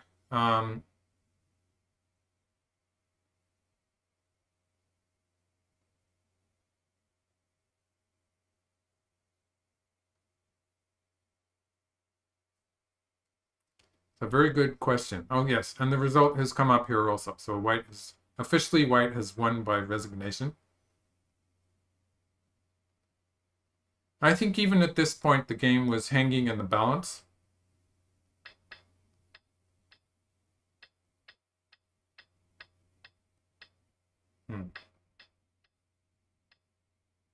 Starting to look good for white, maybe. It's really close. It's very close still. Black could have made some mistakes in the endgame. But he seemed to have a lead before that. So I think we would go back to somewhere around here. And I just focus on this counterattack here, where white seemed to take control of the game. This really put the game in the balance here and made it much more difficult for black. So this whole thing here, which ended with black playing away and being ready to fight the ko here, this was a really dangerous variation for black, and in the result where it ended up with white getting 2 moves on the lower side, it did make the game, at this point the game was, it was hard to judge who's winning. So I'd say that if black was really ahead, it would probably go back to somewhere around here, and black probably has to find a better way to attack the center. So maybe one closer to the left here. Just kind of a snap judgment by me when I say this, but the fact that white cut black off here, and this led to an attack that did put the game sort of in the balance there.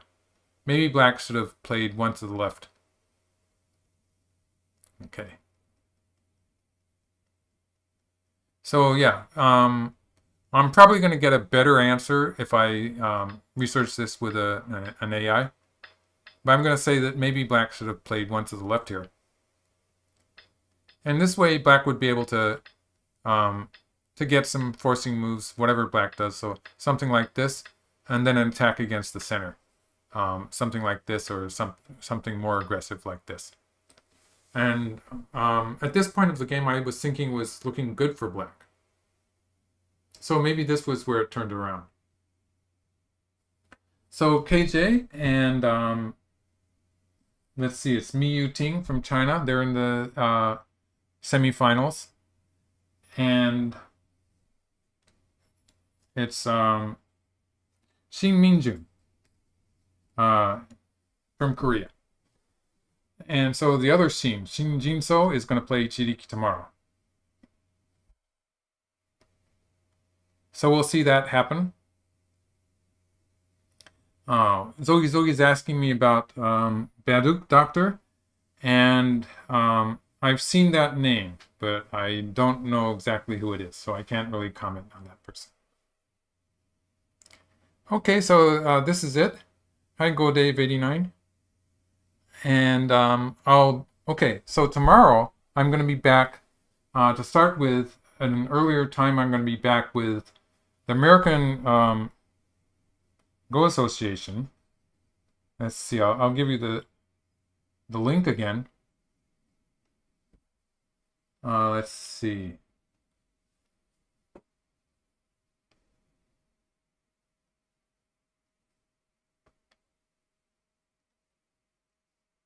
So I'll be with the American Go Association on Twitch, and they do a live broadcast on Twitch, and then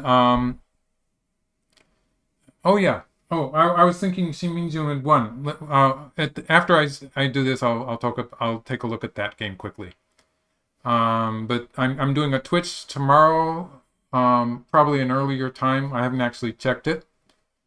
And then after that, I'm gonna do Ichiriki's game against Shinjinso. So that's gonna be late morning or afternoon for me. So those of you who have time, it's gonna be the next day of the week. So it's gonna be a Sunday for most people in America. And so hopefully you can come and watch tomorrow also. So I'll see you then. Let's take a quick look at the other game. I probably won't be able to judge it because I haven't been watching at all. But this is the game between Shin Minjun and Yang Dingqing. And let's see, it's 11 points in the upper left. About 20 points on the right side, so that's 31. Center, about 6 points. 31, 37. Okay, 45, 55. About 55 for black.